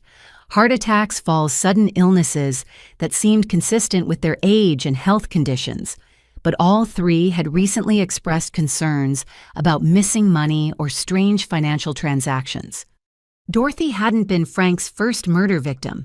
She'd just been the one who'd gathered enough evidence to expose his entire operation before dying. How many other elderly people had Frank killed to protect his criminal enterprise? Patricia's suicide note contained detailed confessions about the murder methods, Santos explained. They'd researched drug interactions that could cause heart failure in elderly people, studied fall patterns that would appear accidental, and learned about medication dosages that could simulate natural death. Frank and Patricia had been serial killers disguised as helpful family members, systematically murdering elderly people who threatened their criminal operations while maintaining reputations as caring, devoted relatives. The federal investigation revealed bank accounts in multiple states' property purchases, funded with stolen money, and evidence that Frank had been recruiting other young men to operate similar elderly fraud schemes in distant counties. "This wasn't just a local operation," Walsh explained during an evening briefing. Frank was building a franchise model for elder abuse, teaching other criminals how to target vulnerable elderly people in communities where they wouldn't be suspected. The true scope of Frank and Patricia's criminal enterprise was beyond anything Dorothy had imagined when she'd first hired Santos to investigate missing money. They'd been operating a sophisticated network of predatory criminals who viewed elderly people as renewable resources to be harvested for financial gain. But Dorothy's evidence had provided federal investigators with everything needed to dismantle the entire operation. Her careful documentation, combined with Santos's surveillance and the cooperation of surviving victims, was ensuring that Frank and Patricia faced federal charges carrying potential life sentences. "The sentencing hearing is scheduled for next month," Walsh informed me. "Frank's attorney is attempting to negotiate a plea deal, but federal prosecutors are demanding full sentences given the scope of the crimes and ongoing threat to community safety." "What about the money they stole? Can victims recover their losses?" "Dorothy's $5 million inheritance to you comes with a provision requiring you to establish a victim compensation fund. She wanted stolen money returned to every elderly person Frank and Patricia victimized, even if it meant reducing your inheritance significantly." I thought about Dorothy's final letter, her determination to protect people she'd never met from suffering the same betrayal she'd experienced. Even in death, she was ensuring that Frank and Patricia's victims received justice and compensation for their losses. "Use whatever money is necessary to make victims whole again," I said without hesitation. Dorothy died fighting for those people. I won't dishonor her sacrifice by prioritizing my inheritance over their recovery." Walsh smiled approvingly. "Dorothy knew you'd make that choice. She was very proud of your character and integrity despite everything Frank and Patricia did to try to damage your spirit."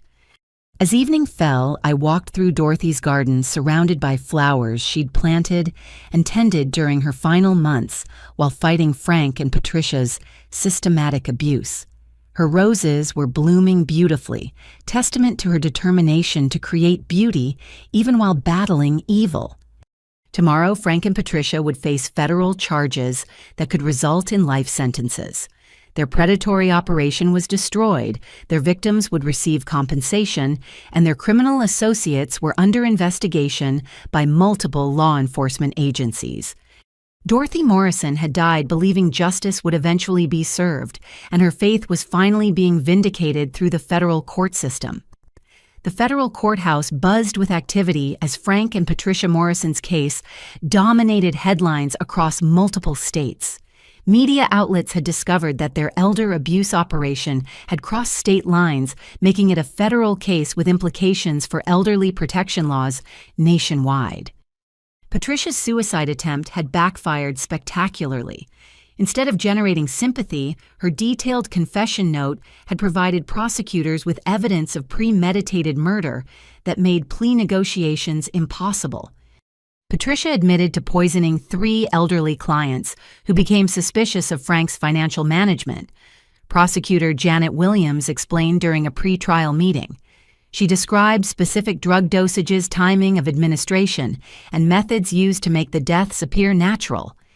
The confession note had been Patricia's attempt to blame everything on Frank while portraying herself as a reluctant accomplice who'd been coerced into participating. Instead, it provided detailed evidence of her central role in planning and executing multiple murders. Frank's legal strategy collapsed completely when his attorney tried to argue that Patricia had manipulated him into criminal activities. Prosecutor Williams simply played Dorothy's recordings of Frank threatening to kill elderly clients who refused to cooperate with his financial schemes. Frank Morrison was the architect of this criminal enterprise, Williams announced to the packed courtroom. He recruited accomplices, selected victims, planned murders, and coordinated with drug dealers to launder money through accounts belonging to elderly victims. The trial attracted national attention as details of the elder abuse operation emerged through witness testimony. Martha Henderson, now recovered from her near-fatal overdose, testified about Frank's systematic manipulation and gradual theft of her life savings. "He seemed like such a caring young man," Martha told the jury, her voice breaking.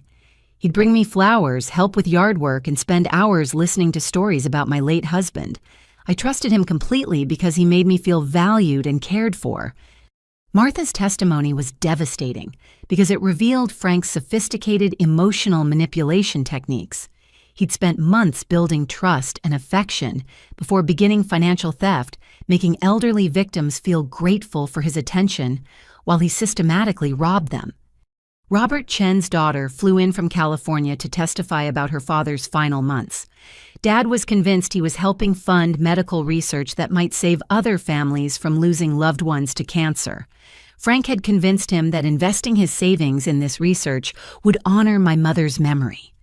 Each victim's story followed the same pattern: Frank identifying vulnerability, building trust, creating emotional bonds, then exploiting those relationships to facilitate systematic theft.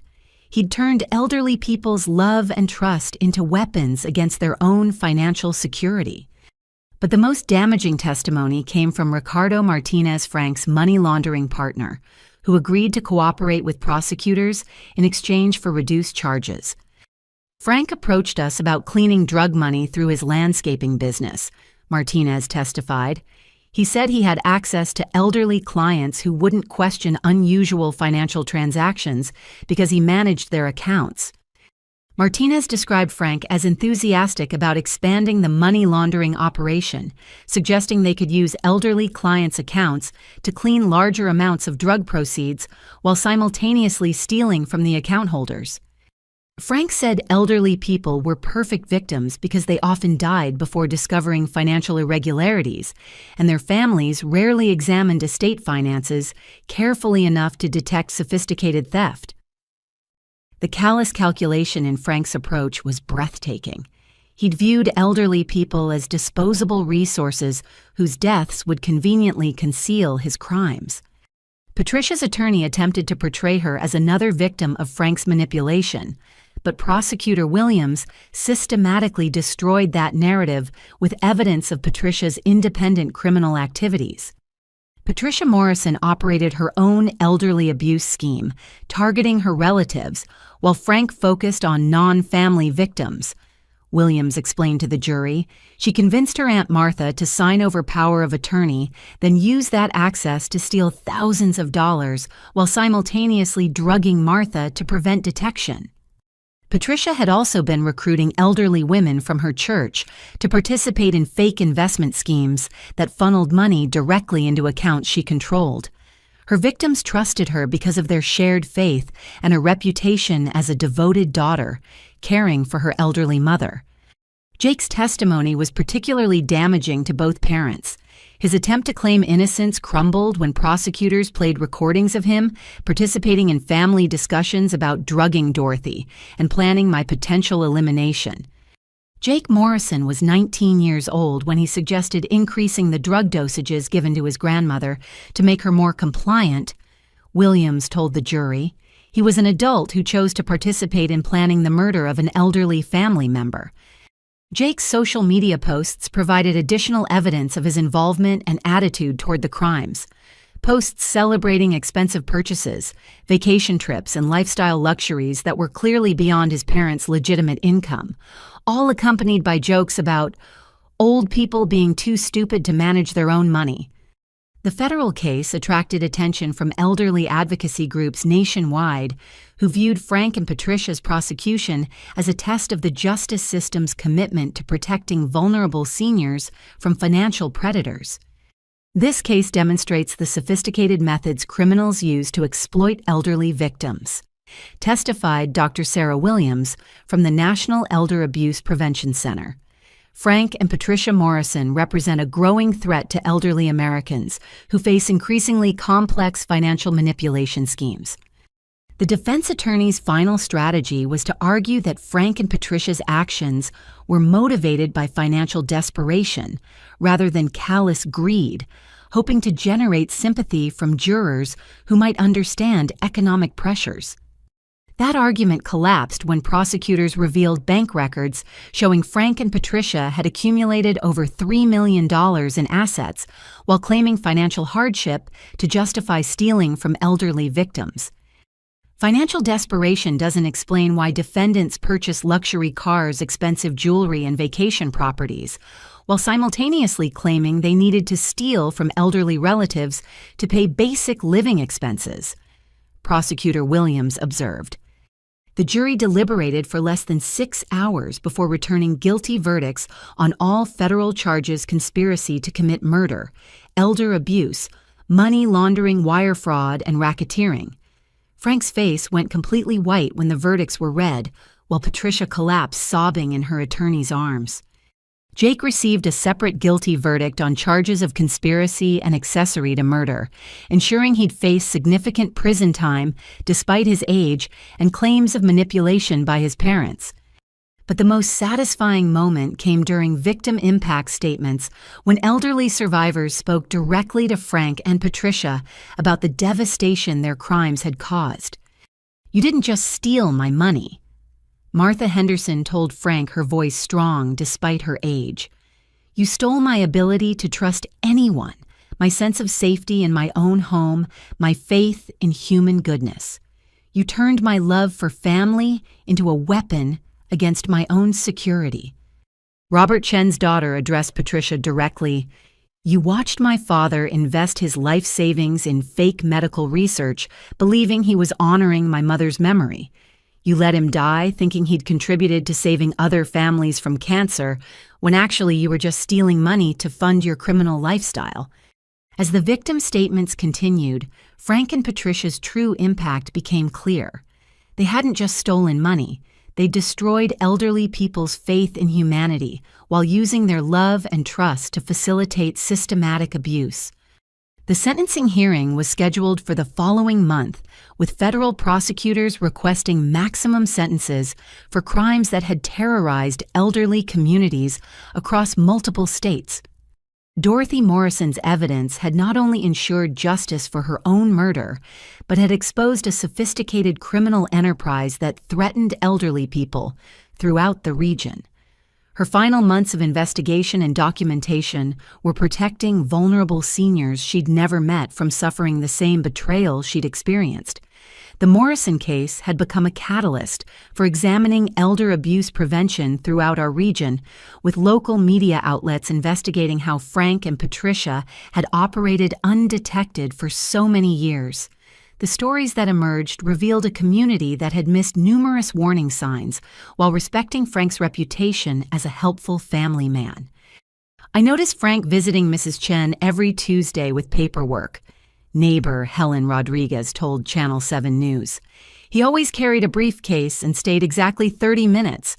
I thought it was wonderful how devoted he was to helping elderly neighbors. Similar stories emerged from across the county. Frank's systematic approach to victim selection and manipulation had been hiding in plain sight, disguised as community service and family devotion. The nursing staff at Sunny Meadows Assisted Living admitted they'd never questioned Frank's regular visits to residents who had no family nearby. He brought flowers, spent time listening to their stories, and helped with paperwork they found confusing. Administrator Linda Chen explained, "We thought he was a remarkable young man who truly cared about elderly people." The facility had unknowingly provided Frank with access to vulnerable victims while praising his apparent compassion. 3 residents had lost significant money through Frank's fake investment schemes, but staff had never connected his visits with subsequent financial problems. Frank convinced our residents that he could help them manage complex financial decisions, Chen continued. They trusted him because he seemed so knowledgeable and patient with their questions. Local churches had also been infiltrated by Patricia's recruitment efforts. Pastor Michael Thompson from St. Mary's revealed that Patricia had been targeting elderly parishioners for months, convincing them to invest in fake medical charities that actually funneled money into her personal accounts. Patricia presented herself as someone trying to honor her mother's memory by supporting cancer research, Pastor Thompson explained. She showed us forged documents from legitimate medical institutions and convinced several elderly members to make substantial donations. The church community felt betrayed by Patricia's manipulation of their faith and charity. Several elderly parishioners had donated thousands of dollars, believing they were supporting legitimate medical research, only to discover their money had funded Patricia's criminal lifestyle. She prayed with us, cried with us about our own family losses, and convinced us that supporting her mother's medical research was a way to honor our own deceased relatives, explained 82-year-old parishioner Grace Martinez. She turned our grief into a weapon against our own financial security. The broader community response revealed how Frank and Patricia's reputation for helping elderly people had actually facilitated their crimes. Local businesses, social organizations, and neighborhood groups had all recommended Frank's services to elderly clients without realizing they were directing victims toward systematic predators. Frank Morrison was on our approved vendor list for elderly clients who needed landscaping services, admitted Jennifer Walsh from Senior Community Services.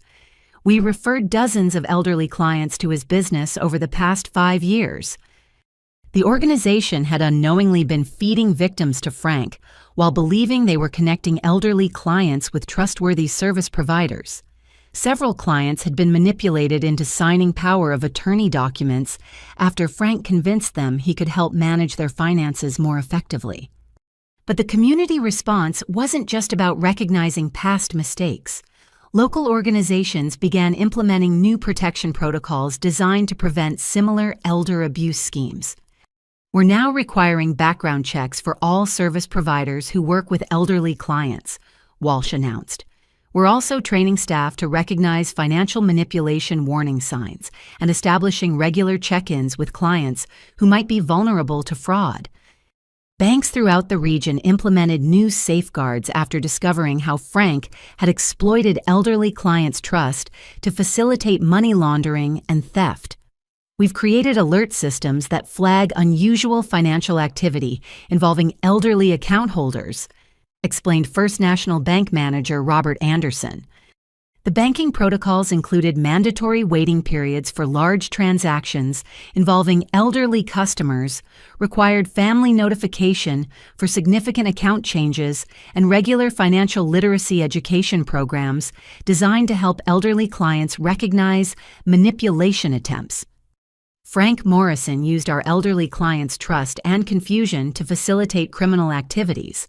Anderson continued, "We're committed to ensuring that never happens again." Local law enforcement agencies admitted they'd been unprepared for the sophisticated elder abuse schemes Frank and Patricia had employed. Traditional elder abuse usually involves family members stealing modest amounts from vulnerable relatives, explained Sheriff Patricia Williams. Frank and Patricia were operating a multi-state criminal enterprise that required federal resources to investigate and prosecute. The Sheriff's Department established new elder abuse investigation protocols, including partnerships with federal agencies and specialized training for officers responding to elderly fraud complaints. We've learned that elder abuse has evolved beyond simple family theft, Williams explained. Modern predators like Frank Morrison use sophisticated emotional manipulation and financial schemes that require specialized investigative techniques. The medical community also recognized their role in missing warning signs of systematic elder abuse. Dr. Kim, who had initially suspected Dorothy was being drugged, established new protocols for documenting and reporting suspected medication abuse in elderly patients. Dorothy Morrison's case taught us that elderly patients experiencing unexplained confusion or memory problems might be victims of deliberate poisoning rather than natural cognitive decline. Dr. Kim explained, "We now test for unexpected substances in elderly patients who show sudden mental changes." The hospital implemented mandatory elder abuse screening for all elderly patients with special attention to signs of financial exploitation and medication manipulation. But perhaps the most important community response came from elderly residents themselves, who organized support groups and education programs to help each other recognize and resist manipulation attempts. Frank Morrison succeeded because he isolated his victims and made them feel special and cared for, explained Martha Henderson, who had become a leading advocate for elder abuse prevention.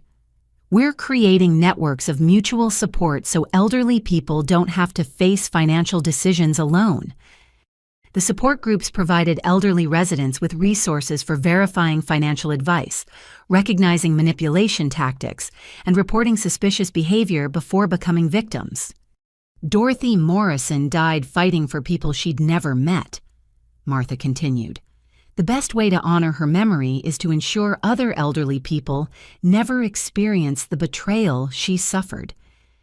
Community organizations established the Dorothy Morrison Elder Protection Fund, using donations to provide free legal services for elderly fraud victims and education programs for potential targets. The fund also supported legislation requiring more stringent oversight of power of attorney arrangements and mandatory reporting of suspected elder abuse by healthcare providers, financial institutions, and social services organizations. Frank and Patricia Morrison destroyed dozens of elderly lives while our community celebrated their apparent compassion, explained Fund Coordinator Carol Morrison, Dorothy's daughter. "We're committed to ensuring that never happens again." The Morrison case had transformed local attitudes toward elder protection, creating awareness that sophisticated predators could operate within communities for years, while maintaining reputations as helpful, caring individuals. Most importantly, the community response honored Dorothy's sacrifice by creating systems to protect future elderly residents from the same systematic abuse she'd endured while fighting for justice. Her evidence had not only exposed Frank and Patricia's crimes, but had catalyzed community-wide changes that would protect vulnerable seniors for generations to come.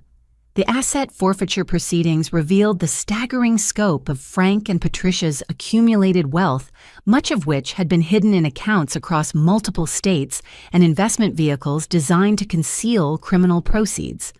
Federal investigators had spent months tracing money flows through shell companies, fake business entities, and offshore accounts that Frank had established to launder drug money and hide stolen assets. The total value of seized assets exceeds $4.2 million, announced federal prosecutor Janet Williams during a press conference. This includes real estate vehicles, investment accounts, business equipment, and cash held in various financial institutions. The seizures had been dramatic and comprehensive. Frank's landscaping business was dismantled completely with all equipment and vehicles sold at federal auction.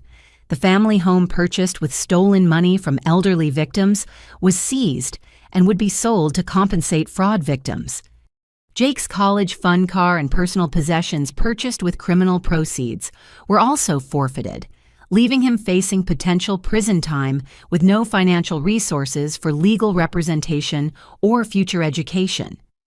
Every dollar Frank and Patricia Morrison possessed was either stolen from elderly victims or generated through money laundering activities. Williams continued, "Federal law requires that all criminal proceeds be returned to victims or used to compensate law enforcement agencies for investigation costs." But the most significant discovery was Frank's secret investment portfolio, containing over $1.8 million in stocks, bonds, and mutual funds purchased with proceeds from elderly fraud and drug money laundering. Walsh had been working with federal agencies to ensure that recovered assets were distributed fairly among Frank and Patricia's numerous victims.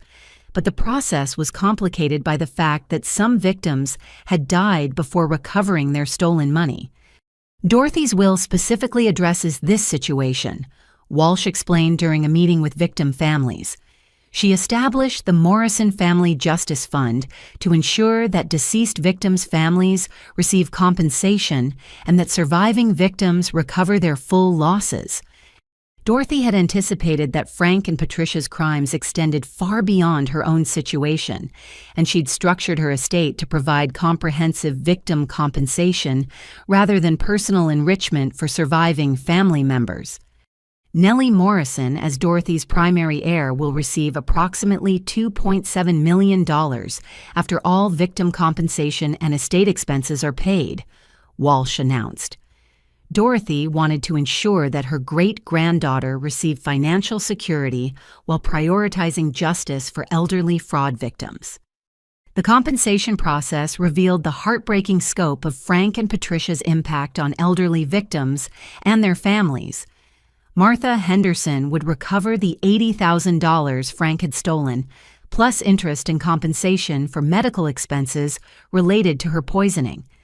Robert Chen's estate would receive full restitution for the $60,000 he'd lost to Frank's fake medical research scheme, ensuring that his daughter inherited the savings her father had intended to leave her. Each victim will receive 100% restitution, plus compensation for medical expenses, legal fees, and emotional suffering, Williams announced. The goal is to make victims whole while sending a message that elder abuse carries severe financial consequences for perpetrators. But recovery involved more than just money. Several victims required ongoing medical care for health problems caused by Frank and Patricia's systematic poisoning, and the Morrison Justice Fund was structured to cover those expenses indefinitely. Dorothy understood that some forms of damage can't be repaired with money alone, Walsh explained. The fund includes provisions for counseling, medical care, and support services that victims need to rebuild their lives. The fund also supported legal advocacy for elderly abuse victims, in other cases ensuring that Dorothy's evidence and fight for justice would protect vulnerable seniors beyond just Frank and Patricia's direct victims. Eleanor Davis, who had lost her house deed to Frank's manipulation, would not only recover her property, but receive assistance with legal fees and home security improvements to help her feel safe again. Frank Morrison convinced me to sign over my house as collateral for his business loan, Eleanor explained. I thought I was helping a young family during a medical emergency. Instead, I was giving my home to a criminal who viewed my kindness as weakness to exploit. The recovery process also revealed assets Frank and Patricia had hidden in Jake's name, apparently believing that money held by their teenage son would be protected from criminal seizure. Jake had unknowingly been holding over $300,000 in accounts linked to his parents' money laundering operation, all of which was forfeited to victim compensation despite his claims of innocence. Jake Morrison may not have understood the source of money in accounts bearing his name, Williams observed, but federal law doesn't distinguish between knowing and unknowing possession of criminal proceeds. The asset recovery demonstrated how thoroughly Frank and Patricia had integrated their criminal activities into every aspect of their lives. Their mortgage payments, car payments, insurance premiums, and daily living expenses had all been funded with stolen money, creating a lifestyle built entirely on elderly victimization. Frank and Patricia Morrison lived comfortably for years while their victims struggled with unexpected financial hardship. Williams noted, "Asset forfeiture ensures that crime doesn't pay literally." The most satisfying aspect of the recovery process was watching Frank and Patricia lose everything they'd stolen while their victims regained financial security. Houses purchased with stolen money were sold to compensate elderly fraud victims, luxury cars were auctioned to fund medical care for poisoning victims, and investment accounts built with criminal proceeds were distributed to families Frank and Patricia had destroyed. Justice isn't just about prison sentences, Walsh observed. It's about ensuring that victims recover what was stolen and that criminals forfeit everything they gained through their crimes. Dorothy's careful estate planning had ensured that her death wouldn't just expose Frank and Patricia's crimes, but would provide lasting financial support for everyone they'd victimized. The Morrison Justice Fund was structured to operate indefinitely, providing ongoing assistance to elderly abuse victims while supporting prevention programs and legal advocacy efforts. Dorothy Morrison died fighting for justice, Walsh announced at the fund's inaugural meeting. This money will ensure her fight continues long after Frank and Patricia are imprisoned. The financial recovery had transformed Dorothy's inheritance from personal wealth into community protection, ensuring that her $5 million estate would serve justice rather than just enriching her surviving family. Most importantly, the comprehensive asset seizure sent a clear message to other potential elder abuse criminals. Systematic theft from vulnerable seniors would result in complete financial destruction, not comfortable retirement funded by victim suffering. Frank and Patricia Morrison had lost everything, while their victims recovered not just money, but hope that justice could still prevail against sophisticated predators. The federal courthouse was packed beyond capacity for Frank and Patricia Morrison's sentencing hearing, with elderly victim families, community advocates, and media representatives filling every available seat. Federal marshals had implemented additional security measures due to threats from Frank's former criminal associates who blamed him for destroying their money laundering operation. Judge Margaret Reynolds, known for her tough sentences in elder abuse cases, reviewed the extensive victim impact statements before addressing the packed courtroom. In 32 years on the federal bench, I have rarely encountered crimes that demonstrate such calculated cruelty toward the most vulnerable members of our society. Frank sat rigidly at the defense table, his orange jumpsuit a stark contrast to the expensive suits he'd worn while operating his criminal enterprise. His attorney had advised him to express remorse during sentencing, but Frank's statement came across as self-pitying rather than genuinely apologetic. "Your Honor, I never intended for anyone to be hurt," Frank began, his voice barely audible. "I made mistakes in judgment during a difficult financial period, but I'm not the monster the prosecution has portrayed." Judge Reynolds' expression hardened as Frank continued to minimize his crimes. Mr. Morrison, you systematically poisoned elderly victims to facilitate theft, murdered 3 people who became suspicious of your activities, and recruited your teenage son to participate in planning crimes against family members. These weren't mistakes in judgment. They were calculated acts of predatory violence. Patricia's statement was more honest but equally inadequate. She admitted to participating in elder abuse while claiming she'd been manipulated by Frank's stronger personality and threats against her disabled sister.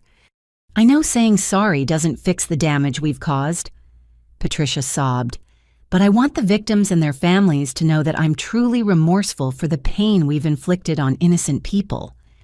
Mrs. Morrison, Judge Reynolds replied sternly, your suicide note contained detailed confessions to murdering elderly victims who threatened your criminal operation. Your remorse appears to be motivated by consequences rather than genuine empathy for your victims. The victim impact statements provided the most powerful moments of the hearing. Martha Henderson, now fully recovered from Frank's poisoning attempts, addressed both defendants with quiet dignity. Frank and Patricia Morrison didn't just steal my money, Martha said, facing them directly. They stole my peace of mind, my ability to trust people, and my sense of safety in my own home. They turned my loneliness into a weapon against my own security. Martha's statement continued, but I want them to know that they failed to destroy my spirit. I'm 81 years old, and I refuse to spend my remaining years afraid of human kindness because 2 criminals chose to exploit elderly people's desire for companionship. Robert Chen's daughter spoke about her father's final months when he'd believed his life savings were funding cancer research that might save other families from the loss he'd experienced. Frank Morrison convinced my father that investing in fake medical research would honor my mother's memory, she said through tears. Dad died believing he'd contributed to something meaningful, when actually he'd just been robbed by someone who viewed his grief as an opportunity for profit. Eleanor Davis, who had lost her house deed to Frank's manipulation, demonstrated remarkable strength as she described rebuilding her life after discovering the fraud. Frank Morrison convinced me to risk my home to help a young family during a medical emergency, Eleanor said. He exploited my desire to help others, turning compassion into vulnerability. But I've learned that criminals like Frank succeed when good people become isolated and afraid to trust anyone. The most devastating statement came from Jake Morrison himself, who had agreed to testify against his parents in exchange for a reduced sentence. His words revealed the full scope of Frank and Patricia's corruption of their own family relationships. My parents taught me that elderly people were weak and stupid, that taking their money was practically a public service because they couldn't manage finances properly. Jake said, his voice shaking. I grew up believing that elderly victims deserved what happened to them because they were too trusting and naive. Jake's testimony continued. I participated in family discussions about drugging my grandmother and potentially killing Nellie if she became too curious about our finances. I thought this was normal family problem solving because my parents had taught me that our comfort was more important than other people's lives. Judge Reynolds asked Jake directly, do you understand now that your parents were teaching you to become a predator who views vulnerable people as resources to be exploited? Yes, Your Honor, I'm ashamed of the person they raised me to become, and I'm committed to spending my life trying to make amends for the damage our family caused. The sentencing itself was swift and decisive. Frank received life in prison without possibility of parole for conspiracy to commit murder, elder abuse, money laundering, and racketeering. The consecutive sentences ensured he'd never be released, regardless of appeals or future legal changes. Patricia received 40 years in federal prison with no possibility of parole for 25 years, reflecting her cooperation with prosecutors and her role as Frank's accomplice, rather than the primary architect of their crimes. Jake received 12 years in federal prison, followed by 10 years of supervised probation, with requirements to complete educational programs on elder abuse and perform community service with elderly protection organizations. But Judge Reynolds saved her harshest words for the sentencing conclusion. Frank and Patricia Morrison represent the worst kind of predators, criminals who exploit society's most vulnerable members while presenting themselves as caring, helpful community members. Their crimes weren't motivated by desperation or mental illness, the judge continued. They were motivated by greed, callousness, and a fundamental belief that elderly people existed to be exploited for their financial benefit. Judge Reynolds addressed the packed courtroom directly. Let this sentence send a clear message that elder abuse will be prosecuted to the full extent of federal law, that criminals who target vulnerable seniors will forfeit their freedom permanently, and that our justice system will protect elderly Americans from predatory violence. As federal marshals led Frank and Patricia away in shackles, several elderly victims and their family members wept with relief. Martha Henderson embraced Eleanor Davis while Robert Chen's daughter thanked Dorothy's family for ensuring that justice had finally been served. Carol and Robert Morrison spoke briefly to reporters outside the courthouse, emphasizing that their mother's sacrifice had protected countless future victims from suffering similar abuse. Dorothy Morrison died gathering evidence to expose Frank and Patricia's crimes, Carol said. Today's sentences ensure that her final months of fighting for justice weren't in vain. The sentencing marked the end of a criminal enterprise that had terrorized elderly communities across multiple states, but it also represented a beginning. Dorothy's evidence had not only convicted her killers, but had created legal precedents and community awareness that would protect vulnerable seniors for years to come.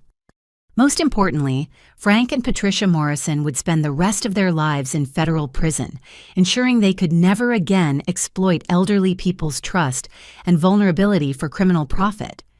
Justice had been served completely, and Dorothy Morrison's fight for elderly protection had achieved total victory. 6 months after Frank and Patricia's sentencing, I stood in Dorothy's restored garden surrounded by roses that had bloomed more beautifully than ever before. The house that had once felt empty and sad now buzzed with warmth and purpose as the headquarters of the Dorothy Morrison Elder Protection Foundation, which had grown from a simple victim compensation fund into a comprehensive advocacy organization. Walsh had called that morning with news that changed everything yet again. Nellie, I've received a call from attorney Sarah Collins in Portland. She's ready to meet her daughter whenever you're prepared for that conversation. Sarah Collins. My biological mother had been using her middle name as her surname for 28 years, hiding in plain sight while working as a pediatric nurse, just like I'd chosen to become. Dorothy's letter had mentioned that Sarah was alive, but hearing confirmation that she was waiting to reconnect felt surreal after a lifetime of believing she'd abandoned me. She's been following news coverage of Frank and Patricia's trial, Walsh continued. She wants you to know that she never stopped looking for ways to safely contact you, but Frank's threats about exposing her location to dangerous people from her past kept her afraid to reach out directly. I drove to Walsh's office with my hands shaking slightly, carrying Dorothy's letters that had mentioned Sarah's 28-year search for news about her daughter. Inside Walsh's office, a woman with graying auburn hair and my exact eyes sat nervously in the same chair where I'd first learned about Dorothy's investigation. Nellie, Sarah's voice broke slightly as she stood up, her hands reaching toward me tentatively. I've imagined this moment for so many years, but I never expected we'd meet under these circumstances. The embrace felt like coming home to a place I'd never known existed. Sarah smelled like lavender and coffee, and her hug was everything I'd unconsciously searched for in Frank and Patricia's distant affection. I'm so sorry, Sarah whispered, her tears soaking into my hair. I'm sorry I couldn't protect you from Frank and Patricia. Sorry you grew up believing I didn't want you. Sorry it took Dorothy's death for us to find each other again. Tell me what really happened, I said, settling into the chair beside her. I need to understand why you disappeared and why Frank and Patricia were able to keep us apart for so long. Sarah's story unfolded slowly, interrupted by tears and long pauses as she revisited painful memories she'd spent decades trying to forget. I was 19 and involved with someone Frank knew from his legal connections. Marcus was charming and exciting, but I didn't realize he was connected to dangerous criminal activities until I was already pregnant. Sarah explained that Marcus had been involved with drug distribution networks that included some of the same people Frank would later work with in his money laundering operation. When I told Marcus about the pregnancy, he became violent, said he couldn't risk having a child that might be used against him by rival dealers or law enforcement. He gave me two choices: get rid of the baby or disappear permanently. So you ran. I hid at Dorothy's house during the pregnancy, but Marcus found out where I was staying. He threatened to hurt Dorothy, to hurt the baby, to destroy anyone who helped me unless I signed custody papers giving the baby to Frank and Patricia. Sarah's voice became bitter as she described Frank's role in facilitating Marcus's threats. Frank convinced me that signing adoption papers was the only way to keep you safe. He promised that Dorothy would be involved in raising you, that I could visit occasionally, that it was a temporary arrangement until Marcus lost interest. But it wasn't temporary. Frank used my fear of Marcus to control the situation completely.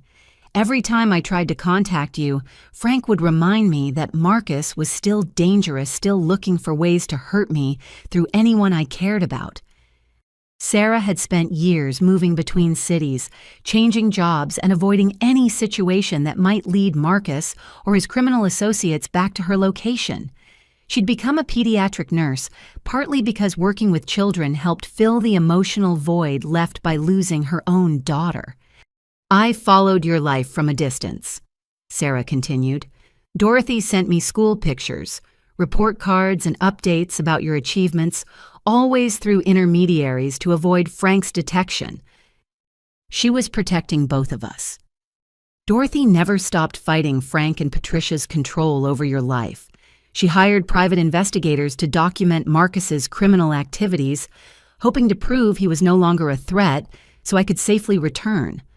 Sarah showed me dozens of letters from Dorothy spanning 28 years, documenting my childhood achievements and expressing her determination to eventually reunite our family. Dorothy discovered that Marcus died in a drug-related shooting 6 years ago, Sarah explained. That's when she intensified her efforts to expose Frank and Patricia's crimes, knowing there was no longer any legitimate reason for me to stay hidden. Why didn't you contact me then? Frank convinced me that you were happy with your life, that revealing the truth about your adoption would only cause confusion and pain. He said you'd grown up considering Patricia your real mother and wouldn't want contact with a biological mother who'd abandoned you. Sarah's pain was visible as she described years of believing I didn't want a relationship with her, while I'd been accepting Frank and Patricia's explanations that biological family connections were unimportant. Dorothy's final letters mentioned that Frank was becoming more dangerous, that he'd threatened to arrange accidents for people who interfered with his control over family finances. She was worried that contacting you directly might put both of us at risk. So she gathered evidence to expose Frank and Patricia's crimes as a way to safely reunite us. Dorothy spent her final 2 years building a case that would destroy Frank and Patricia's power to hurt anyone else. She wanted you to learn the truth about your family while ensuring that Frank could never again use threats and manipulation to separate people who loved each other. Walsh had been listening quietly, but now he opened another file folder containing documents I'd never seen before. "There's more to Dorothy's plan," he said gently. "She arranged for Sarah to inherit the family house in Portland, where she's been living, ensuring you'd both have financial security and the freedom to build whatever relationship feels right." Dorothy had thought of everything. She'd exposed Frank and Patricia's crimes, protected elderly victims from future abuse, compensated everyone they'd hurt, reunited me with my biological mother, and provided both of us with the resources needed to heal from 28 years of forced separation. Sarah and I spent the next 3 hours sharing stories about our parallel lives, discovering similarities that felt like genetic echoes across the decades of separation. We'd both become nurses, both loved reading mystery novels, both preferred coffee over tea, Both had the same habit of organizing thoughts by writing lists. "I want to know everything about your childhood," Sarah said. "I want to understand what Frank and Patricia were like as parents, whether they showed you love even while keeping us apart. They provided for my basic needs, but always made it clear that their affection was conditional on my good behavior and lack of curiosity about family history. I spent my entire childhood trying to earn love that they were never willing to give freely." Sarah's anger was visible as I described Frank and Patricia's emotional distance, their preference for Jake, their subtle but constant messages that I was less important than their biological child. "They stole 28 years from both of us," Sarah said quietly. "Years when I could have been your mother, when Dorothy could have been your great-grandmother, when our family could have been whole. But they didn't win." I replied, thinking about Dorothy's garden blooming outside, about the foundation protecting elderly victims, about Frank and Patricia, spending their lives in federal prison. Dorothy made sure their cruelty eventually led to justice for everyone they hurt. Sarah smiled through her tears. "Dorothy always said that love was stronger than fear, that truth was more powerful than lies, that justice would eventually prevail if good people refused to give up fighting." As afternoon turned to evening, Sarah and I walked through Dorothy's garden, planning the future we'd finally be able to build together. She would move back to our hometown to help run the Elder Protection Foundation, using her nursing experience to support elderly abuse victims. "I want to honor Dorothy's sacrifice by spending my life protecting vulnerable people from predators like Frank and Patricia," Sarah said. "She died to give us this chance for reunion and healing." The foundation was expanding rapidly, providing legal support for elderly fraud victims, education programs for vulnerable seniors, and advocacy for stronger protection laws. Dorothy's $5 million legacy was generating enough income to fund comprehensive elderly protection services throughout the region. But most importantly, Sarah and I were finally free to love each other without fear of Frank's threats or manipulation. 28 years of forced separation had ended, and we had the rest of our lives to build the mother-daughter relationship that had been stolen from us. "Do you think Dorothy knew this would be the outcome when she started gathering evidence against Frank and Patricia?" Sarah asked, as we stood among the roses she'd planted during her final months. "I think Dorothy knew that love and truth would eventually triumph over cruelty and lies, even if she didn't live to see it happen personally," I replied. She had faith that justice would be served and families would be healed. As the sun set over Dorothy's garden, I realized that her death had given birth to something beautiful and lasting. The foundation would protect elderly people for generations. Sarah and I would have the relationship we'd been denied for decades, and Frank and Patricia would spend their lives in prison, knowing they'd ultimately failed to destroy the love they'd tried so hard to eliminate. Dorothy Morrison had won completely, and her legacy would continue growing long after Frank and Patricia were forgotten. Now, as I share this story with you, I want to ask you something important. Have you ever noticed elderly people in your community who might be vulnerable to financial manipulation or abuse? Are there neighbors, relatives, or family friends who seem isolated or confused about money, matters in ways that could signal predatory targeting? The truth is, Frank and Patricia's crimes were only possible because our community failed to recognize warning signs that, in retrospect, were clearly visible for years. They operated successfully because people like us didn't know what to look for or how to report suspicious behavior. Dorothy's story taught me that protecting vulnerable people requires all of us to stay alert, ask questions, and speak up when something doesn't seem right. Every elderly person deserves to live with dignity and security, free from predators who view their trust as weakness to exploit. If this story moved you, if it made you think differently about elderly protection, please like this video, share it with people who need to hear Dorothy's message, and subscribe to ensure you don't miss future stories about justice prevailing against those who prey on vulnerable people. Thank you for listening to Dorothy Morrison's story and for caring enough about elderly protection to spend this time learning about how love can triumph over cruelty when good people refuse to give up fighting for what's right. May we all find the courage to protect those who need our help, and may we never forget that justice, though sometimes delayed, ultimately prevails when truth and love guide our actions.